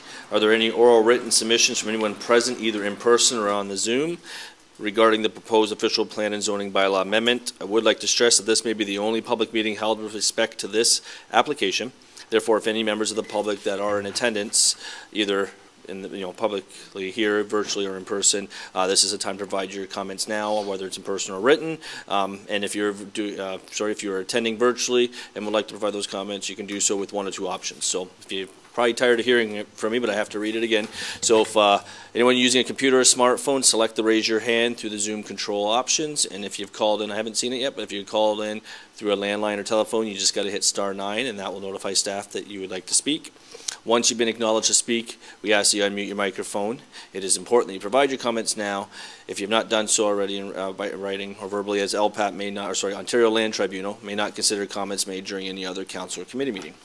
Also, anyone wishing to speak are required to unmute their microphone to talk, and once they are finished, we ask you to remute your microphone, and then prior to speaking, we do ask that you state your name and address for the record. So I'll go back to our virtual chamber here. It's not seeing anybody, so now we'll go to in person. Any members presently here would like to speak to this? This is your only chance to speak to it publicly. Not hearing anything? Okay, so we're going to go to members of the committee. Do any members of committee wish to have any oral written submissions on the proposed zoning bylaw amendment? Please note that members of the committee must make their comments now, as the Ontario Land Tribunal may not consider comments made at any other council or committee meeting, and any members of the committee wishing to speak are required to unmute their microphone to talk, and then they're got to unmute it once they're finished. I have Councillor Rayner, then Mayor Ganan. So Councillor Rayner, the floor is yours. Thank you, Mr. Chair. Through you to Mr. Borma. Mr. Rivers has made two presentations. Both presentations ask for relief all the time. I'm getting confused with the purpose of why we set what we set if every time we have an application, they always want relief from it. It's like I'm going to the judge and I got a ticket for going to the red light, but Your Honor, I want you to forgive me that. I want some flexibility. Let me go through the light. No, you went through the light, you pay the fine. If we have these regulations that were put in for a reason, when they keep asking for relief, it continually, in my mind, weakens the purpose to which they were first accepted as our rules and policy.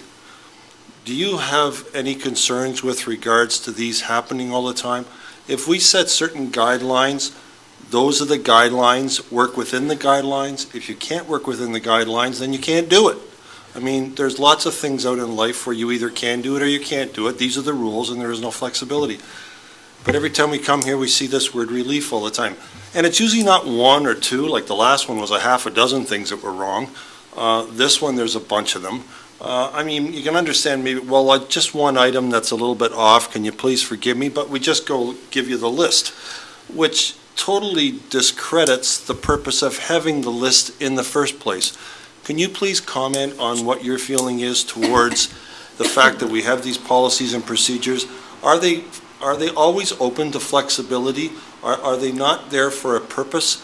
I'm very confused by this. So, Counselor, before we go to staff here, I do want to emphasize that these requests that come from members of the public or their agents is actually protected under the Planning Act. This is the opportunity to allow council staff to review these under consideration. So I just want to make sure that as your question is more specifically to that, we are to take a stance that if it doesn't conform, then why are we being troubled by this presentation? They actually have that right to do that, to make that presentation and make that pitch to the committee and council. And it's up to those members who are elected to represent the community to ensure that what's being requested meets the expectation. As you know, planning is not a straightforward document. It's very complex and complicated. In some situations, we discover later that there are certain ways that permit exceptions or examples. So again, I think it's to put it fairly, I think it's a little unfair question to put to staff in a general sense, because in a perfect world, it would be great if everything just worked the way we wanted it to work, but not every property can be based on a one-size-fit-all based on the rules that we have in place. Sometimes exceptions may need to be made, which is why this forum exists, to allow that to come forward and to allow our staff to be able to go back and do the work to see if they can get it to that point. And we know we've had situations before where not everything has been come back as for recommendation as it was presented. We've always had to have a little bit of give and take. So again, I'll see if staff wishes to comment on this, but I think your question is very general, specifically to the fact that we have, almost majority of recommendations or pitches that come forward need some kind of, what's the word I'm looking for, variance adjustment, some kind of alteration from what we currently have standing. So I just want to be straight with you that I think it's a little bit wide scope question that you're asking that's not necessarily specifically related to this topic, which is what we're asking for today. But I will give you a little bit of latitude here, see if staff would like to address that in some capacity. Yeah, through the chair, I will start, and I'm sure Mr. Treble has some more thoughts on the matter. But the zoning bylaw is a very generalized document that is trying to address all properties in the township, and there's a lot of existing situations, especially for infill developments, where we have lots, especially in Smithville, different shapes and different sizes, different constraints, such as this lot is constrained by that sewer easement. That may not always perfectly align with the zoning bylaw, and therefore requests are made. And oftentimes, council doesn't see the small request, just the request for one small setback reduction or a lot coverage issue, because a lot of those issues are dealt with by the Committee of Adjustment. So council typically does see the requests that have a lot more exemptions being requested. And then, yeah, specifically to this application, there are a number. But in a general sense, they are also requesting to change the overall parent zoning on the property from the low-density zone, which does not currently align with the medium-density designation. So that's one thing that they are doing that will bring it in alignment, further alignment, but all those variances or modifications that they're requesting, we will have to look at further. And I think one of the things, especially on these intensification and infill developments that we look at, is what are the neighbors saying and what are the public's comments on this? Do they have concerns with reduced setbacks or reduced lot frontages and things of that nature? And in this situation, we did not receive any public comments from any of the neighbors or anyone that received notice. And I believe we would have sent out notice to everyone within 120 meters, so probably 50 to 60 properties got this notice. So, Mr. Director? Just to add to that, through you, Mr. Chair, Garrett explained it very well, and I think the key is that infill situations probably are going to lend themselves to the need for variances, partly because the lot fabric pre-exists our zoning bylaw. So some of the lots that we're attempting to build on are sort of the smaller remnant ones that that don't necessarily meet the bylaw in the first place, but that doesn't mean they should be sterilized for good. The other thing, just to sort of in line, Mr. Chair, with what you had indicated, there was an effort by, and I don't recall if it was the Kathleen Wynne government or the Dalton McGuinty government, but one of the previous provincial governments put in place a provision that basically said council has the right to say, after we grant a new official plan or a new zoning bylaw, there's a 2-year freeze on amendments to that document. We never did that in West Lincoln. I remember the discussion back in 2017 with the new bylaw where we said, well, we're not 100% sure we have it right, so we're not going to take that sort of hard-nosed position. We're going to encourage applicants to comply, but we didn't take the strong position and pass the bylaw that says there shall be no amendments for 2 years. This current provincial government has done away with that provision. So as to your point, anybody has the right to make an application to amend the bylaw at any point. And as Garrett has indicated, some of the smaller ones are done by variance, some of the larger, more complicated ones land on this table, and you get to see the complicated ones because you get paid the big bucks to do so. The other one, just to touch base on, is the country market one, if I can call it that for a moment. That one is attempting to adapt or reuse an existing situation. So again, you know, the zoning provisions as written don't necessarily contemplate adaption, reuse, infill, intensification. Those are complicated ones. So I wouldn't necessarily say that anybody's bylaw is going to get it right on those situations. So just to put that out there. Thank you. Councillor, is there anything else? Not seeing, you want to turn your mic off? Right, I had Mayor Gann and then Councillor Chichuk. So thank you, Mr. Chair. I actually just have a question for Mr. Rivers, please, if you would. And I'm not sure, sir, you may or may not have the answer, but you made the comment about the street is capable of handling the traffic. And then I looked at the fact that you also addressed that the driveway was wide enough. I'm wondering, is it also long enough for parking? Parking becomes an issue. Once something happens in our municipality and we okay it, then suddenly we have an issue with parking because people have more than one cars. So I'm presuming when you gave the size of the garage that that is a size that will hold a vehicle. I'm now wondering, is the driveway provided for each of those long enough to also hold a second vehicle if the people who purchase these units have 2 vehicles? Because what happens, the street on a given day might look perfectly clear and able to hold on-street parking. However, between people who are visiting the units at our Legion Villa or people who are attending functions at the Legion, and I'm thinking particularly of Remembrance Day, the streets are absolutely jammed with vehicles parked there. And so I guess I want to know, are those driveways also long enough that a car can permanently park there?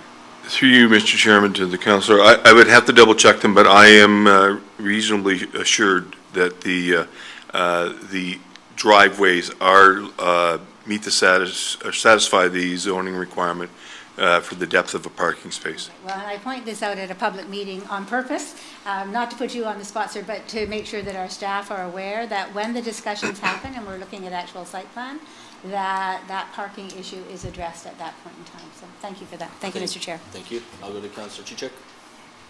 Thank you, Mr. Chairman. On that same point, a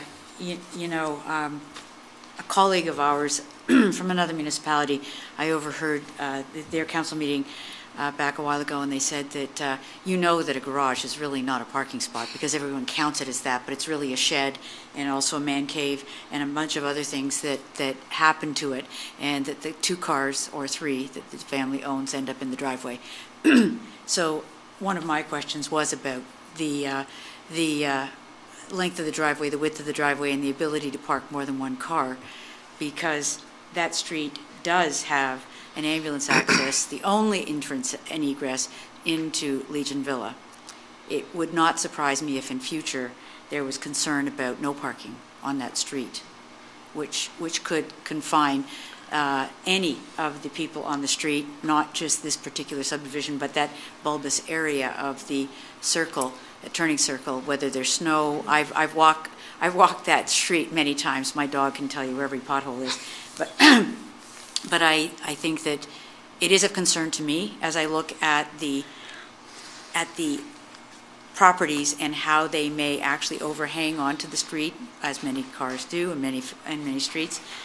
But on-street parking may in fact be compromised as a result of the need to get fire and ambulance services down to Legion Villa. I say that, and I say that in a public place as well, because I think we have to start looking at those as we intensify in a rural community like West Lincoln. But Everybody drives. it's everybody's got to be on one side. So, and I say that because, to your point, good planning is great, but how can it be made better? So, in these discussions, I hope we are looking at opportunities to make good planning the best here in West Lincoln. So, it's the street parking, the number of parking spots, and egress to already existing properties that had me most concerned. So I'll leave it at that and wait for the report to come back. Thank you. Thank you. Any other members of the committee? That's your hearing. I'm going to just mention a comment as well, which is actually going to be related to parking. One of the concerns I've heard actually from the Legion Villa themselves, if I'm not mistaken, it might have even been last Remembrance Day or the one before, that street bottlenecks. Yeah, I can't remember, unfortunately.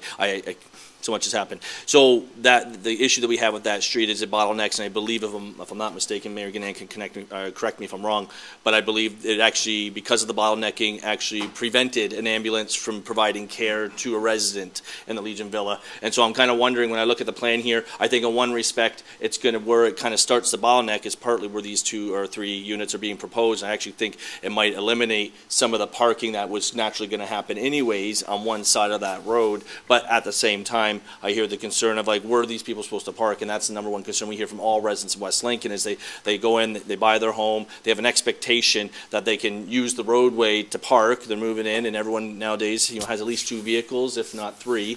And if they're a younger family, they're probably going to have some 1 or 2 extras down the road if they're having, a couple of kids, or they come with a couple of kids. So again, I definitely want to emphasize the importance of at looking a little bit beyond of what that street's capacity for parking is going to look like, as we're also looking at putting 3 more units in. That's probably going to take an occupation of, I don't know, at least 6 to 12 residents within that little space there, based on the family size and what that translates to in parking. I know we can always say we meet the minimum required under the provincial policy, the 1.6, but 1.6, no one has 0.6 of a car. That's an average. You know what I mean? So we have to look a little bit beyond that, and I think we really need to be striving at that 2 mark per unit, and I don't think it's fair to count the garage as well. I think it's one of those things that we need to kind of be able to take that into consideration the best we can. So, Mr. Director? Through you, Mr. Chair, I don't mean to belabor the point, but coupled with that, I guess, as part of the infill intensification concepts, I think it's important that we look at the broader opportunities for transit and public means of moving around. And it might not be the traditional busing system. It might be some sort of a on-demand type system or whatever, but I think we have to start looking at that kind of service as well. And we had an interview today, for example, for a potential person, and bus traffic and the ability to get around is limited to what the services are. So, as we grow, I think we have an important role to attempt to provide options for people to commute, and not only that, but to provide opportunities for them to live, work, and play right here in Smithville, and provide all of the needed services here. So that's a key part. We can't just focus on more parking with every application. That's just not going to be the answer. Although, having said that, as I see the proposal, Unit 1 has a setback, which I would assume equates to a driveway length of 8.3 meters. Unit 2, 7.2 meters, and Unit 3 is the minimum of 6 meters. So in theory, all 3 of those have at least room for 1 space. The first one has room for that, maybe 1.6, as you mentioned, on the property in question. But we have to start thinking broader, and I know at least one of you guys around the Horseshoe has some influence on terms of what's happening at the regional level from a servicing point of view. So hopefully they can pull some weight at that end too. Yes, but I think to address the lack of transportation that we actually have servicing our community, we're talking quite a few years away, and we're looking at a development that's going to be in place long before that bigger picture actually takes shape and what that looks like currently. So anyway, sorry, I saw Councillor Chichek's hand up. I don't disagree with anything that through you, Mr. Chair, that the director is saying, but I think just this morning, in another municipality, I watched as equivalent to a darts bus took 8.5 minutes to get a person on board.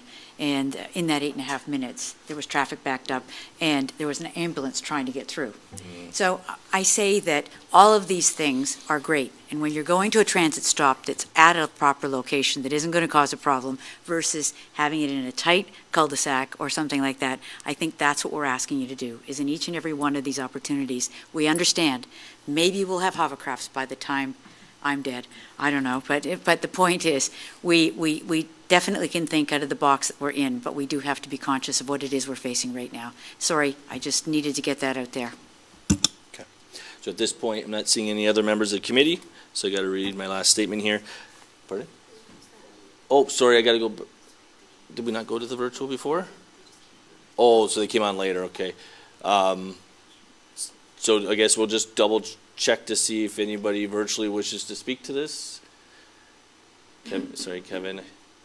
Yeah, so that nothing's changed there. Okay.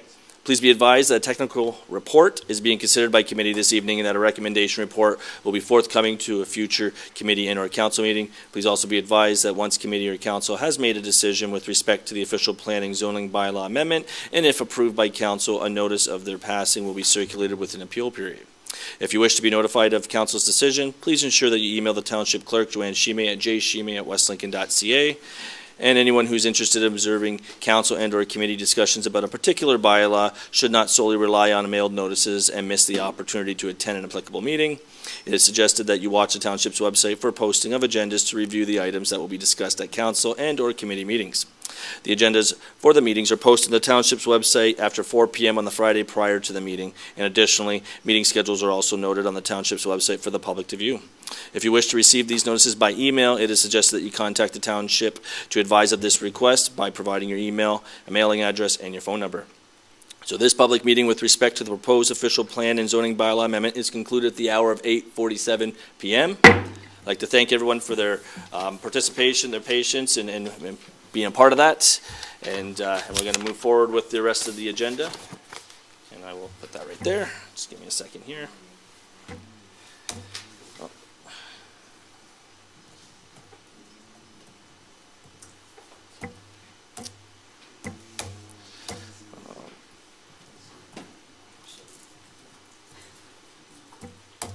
All right.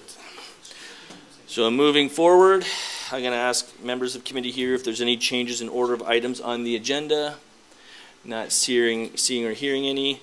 We have no appointments this evening. So now we're going to come back to the members of the gallery, both virtual and in person here, to request to address any item that's on the agenda.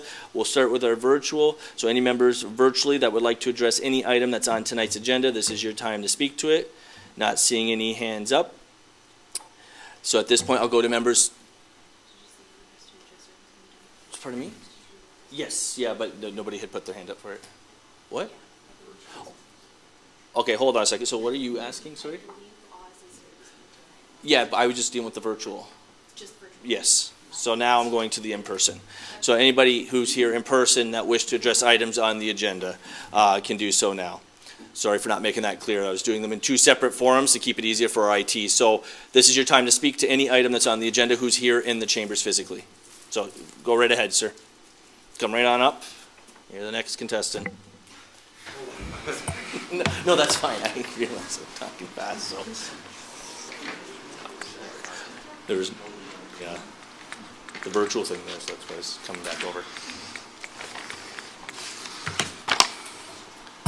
All right, so again, I'll have you state your name and your address for the record, and then you can go from there.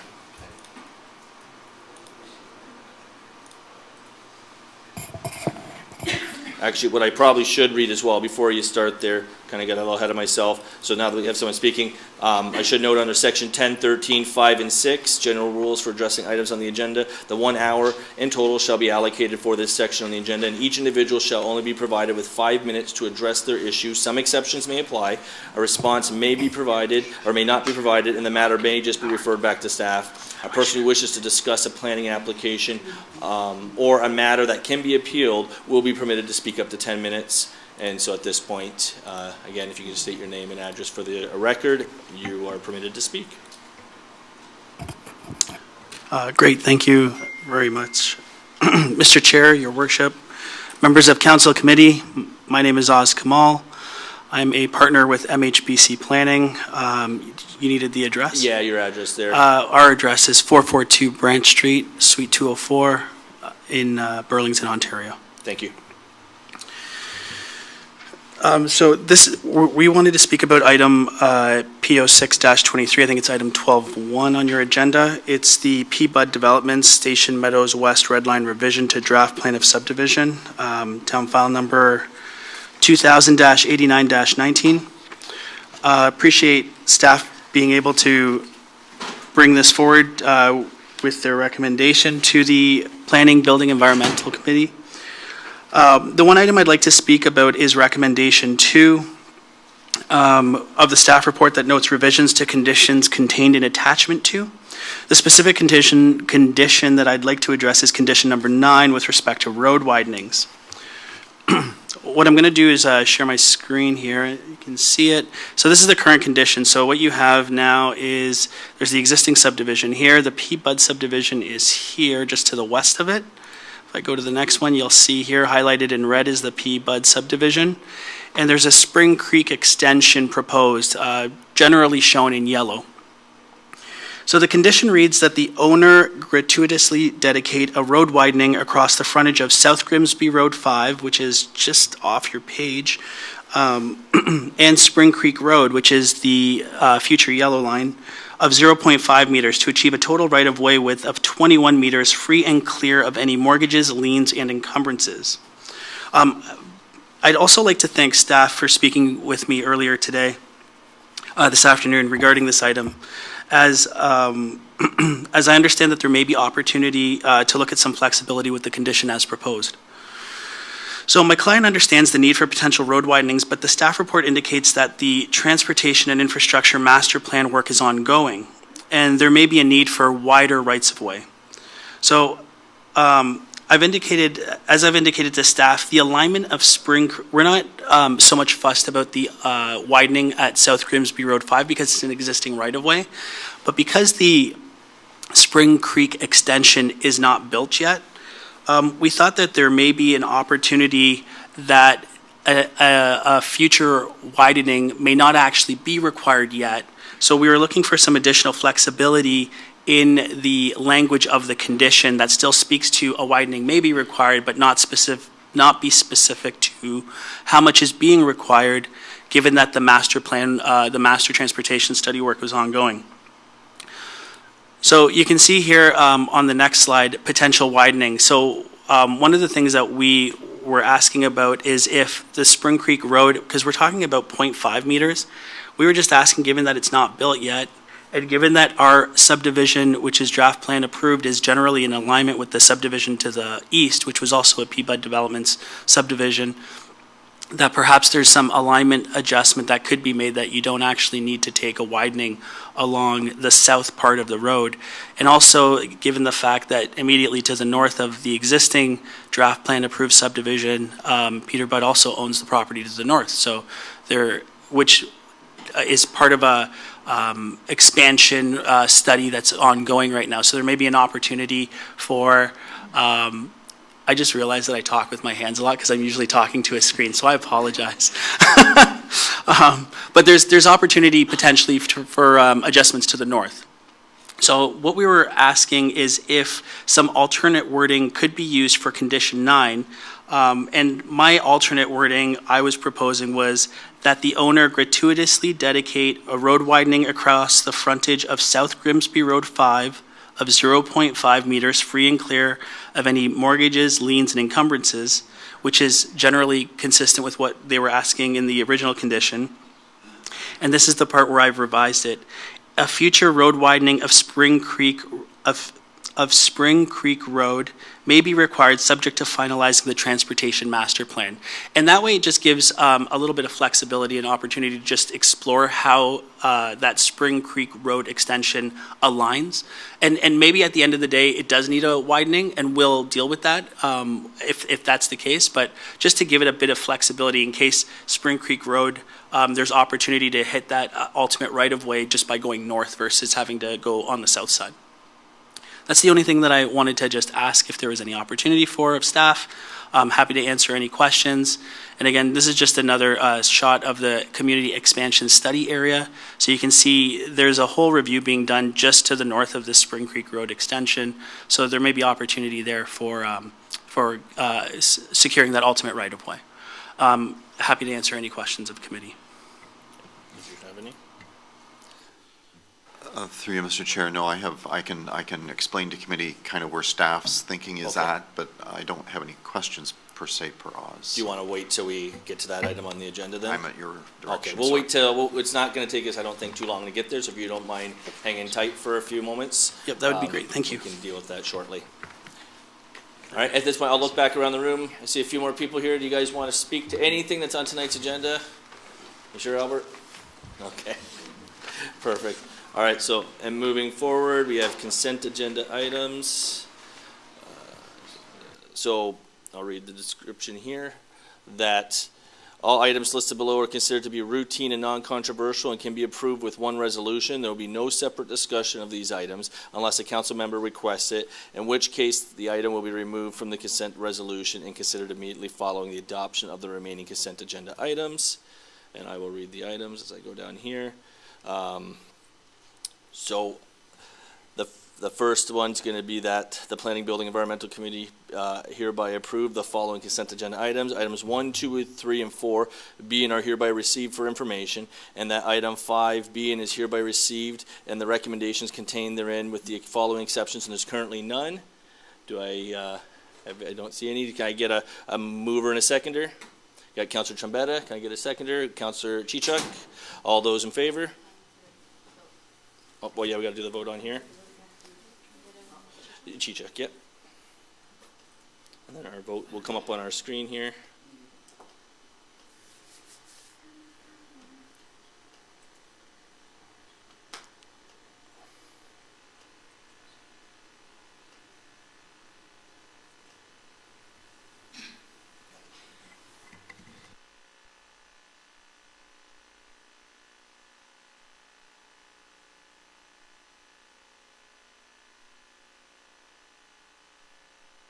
And get to see our new voting technology here, so it's waiting for somebody to vote. Did you vote? Everybody vote? All right, well,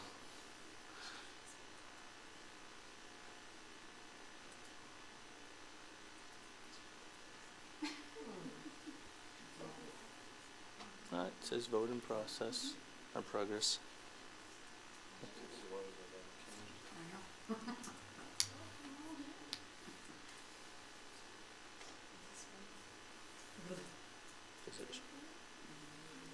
Does it show who hasn't voted? Okay. So we just, as expected, technology is,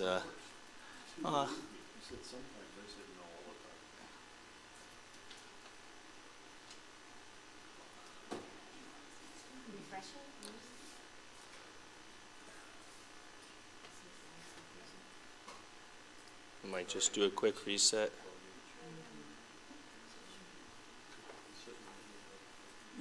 I know the Wi-Fi has been acting up tonight, so I don't know if that's part of the,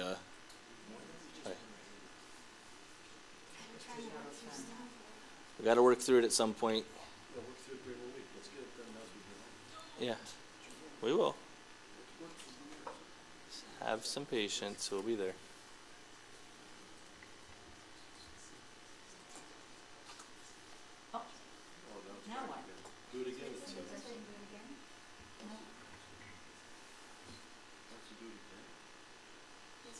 so I don't have an option here to do it again. Oh, here we go. Yep.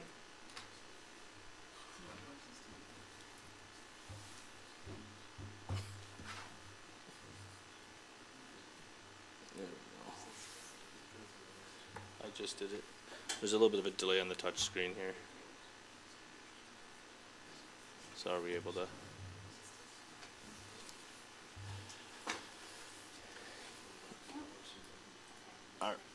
All right, so I'll actually, just for the sake of transparency, I'll just call the vote as Councilor Rayner's requested by a show of hands.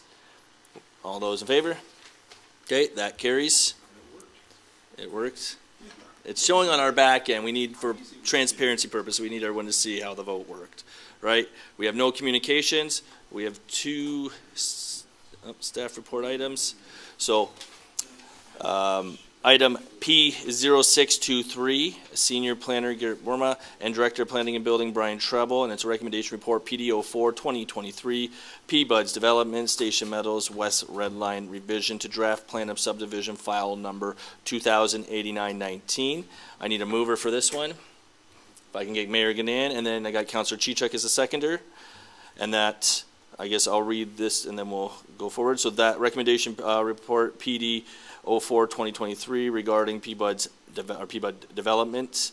I think there's more to that that's running off my screen. I think it's just the Station Meadows West Red Line revision to draft plan of subdivision file number 208919, I guess be received. Is that correct? Because it's not on my screen here. Or be approved. Okay, so hold on. Which page did you just give me? Okay, so I'll receive, I read that correct. And that draft plan subdivision file in 2089-19 as revised. And attachment 1 be red line approved in accordance with the provisions of the Planning Act RSO 1990, Chapter P13, revisions thereunder subject to the revised conditions contained in attachment 2 to this report PD 04 2023. And that the change to conditions be deemed as minor, and that the written notice of the change to conditions is not required under section 5147 of the Planning Act, RSO 1990, Chapter P13. And finally, that the draft plan of subdivision approval be extended by a period of 2 years following the lapsing of the current 3-year approval, subject to the conditions found in attachment 2 to this report. Guess we already had our mover and seconder there, so I'll open up for questions or comments. I got Councilor Chichuk. Where was this item? Where was this item coming back about the road widening that was required? Well, through you, Mr. Chair, this would be the time to Right. speak to it, I think, if Yes, I may. correct. So thank you for Yes. that opportunity. No problem. And I would like to speak to it after the break. Thank you. Sure. So, as Mr. Kamal has identified, we did have a chance to have a discussion with him this afternoon, and I know he's been back and forth with Mr. Burma for several days over the last week or so. And bottom line is I guess this: we're almost completed with the work in the urban boundary expansion process, and one of the key pieces is a transportation master plan. And Public Works will be able to speak to that at some point much more eloquently than I can. But I can tell you that it's kind of funny the way it's written, but a final draft Smithville Transportation Master Plan was released today and is out for comment until January 27th. So I believe that the intent is to bring the reports here. There's 3 master plans. They'll all come here to, I think it's Planning Committee, they're planning to bring it to in February to recommend the acceptance of those reports so that they can commence the environmental assessment process in accordance with the Environmental Assessment Act. So we're getting very close. The one thing I can say with some certainty is that the status of a road like Spring Creek Road will be, I believe it's a collector road, and the width will be 21 meters. That is what the policy is recommending in the Transportation Master Plan. So the current road allowance is 20 meters. We know we need 21 meters. So the effort initially was, well, we should grab half from each side of the road. That would be normal practice. What we haven't had time to do is have a discussion with Public Works in order to determine whether or not that makes the most sense. So I said to Mr. Kamel, and I'll say to you guys, I think staff will take this as a concern, investigate it with Public Works staff, and report back before council. So that if there's a change required, we can suggest what the language should look like prior to council. The only thought I have is I know it needs to be 21, and maybe we just lessen the language a little bit to provide a little bit of flexibility, that it's either here or it's there. My concern is this one's coming first, and we don't want to lose the opportunity for a half a meter if that's where it should be. So we need to have that fulsome discussion, and we haven't had that today. So I guess my recommendation, Mr. Chair, if possible, is to proceed as per the draft report, and then we'll report back before council in 2 weeks in terms of whether or not there's a concern. There's changes in attachment 2 to the report to 3 different conditions, and there appears to only be the one that's been raised tonight. So we'll focus on number 9 and report back is my thought. Appreciate that. So I'll go back to Councillor Chichak. Pardon me. Thank you very much for that explanation, but I do have, I do want to see a report come back before council, because with this world of widening sidewalks for people with devices that treat humans like bowling pins sometimes, or various other things that are happening, or just families walking on sidewalks, I would hate to see us compromising any type of road allowance that we've known for years. I mean, since the last time I was on council, that was going to be a wider road. So I wonder why we would even think of this unless we had certainty. And if Mr. Kamel can come forward with about a 1-foot reserve or something, because the other side of the road could easily be sold. Mr. Budd could sell it, and we'd be in a pickle by not having taken the appropriate portion from the one side. So I'm a little uncertain as to what we would be leaving on the table and what kind of a situation. Why would we do this without some certainty? Mr. Chair, that's, I think, consistent with our concern. We want to make sure we don't miss the opportunity. If now's the right time, then we should proceed. Okay. All right, any other members of committee? Not seeing or hearing any? All righty, thank you guys. So at this point, we'll see if our technology will indulge us again. All right.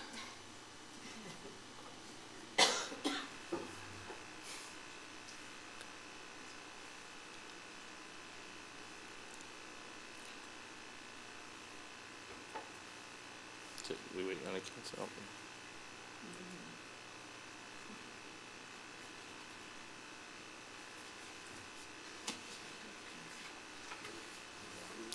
I think it's, yeah, well, okay. So our technology is being a little shy. So I'm gonna do it old fashioned here, and we're gonna raise our hands. All those in favor? All right, and that passes. Any opposed?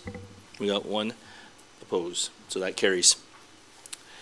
All right, so moving forward to the next item, make sure I've got my wires crossed here, staff report. Okay, so item P0723, Senior Planner Garrett Borma, and Director of Planning and Building Brian Treble. Recommendation report PD05 2023, delegation of approval to sign agreements under the Planning Act. And the recommendation is that recommendation report PD05 2023 regarding delegation of approval to sign agreements under the Planning Act dated January 16, 2023 be received.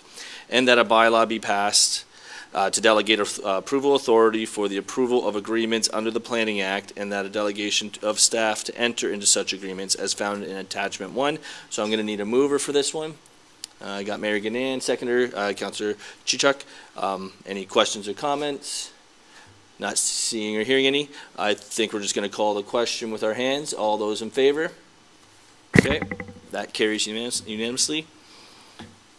We're going to move forward to other business. I'll read this. I just wanted to note that it was carried It was, automatically. well, because our she's quick on the keyboard.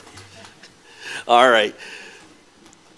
Moving to other business. So item P0823, CAO Bev Hendry, appointment of additional acting deputy fire chief, and the recommendation is Whereas the Ontario Fire Marshal's Office, OFM, has suggested that it would be best practice to have a resolution of council to officially name appointments of acting deputy fire chief. And whereas at the December 12th, 2022 council all committee meetings, a resolution was carried to appoint two captains, Zoli Rakenjak, if I said that right, I apologize, Rakenjak, and Wayne Bose as acting deputy fire chief. Am I butchering everybody's name?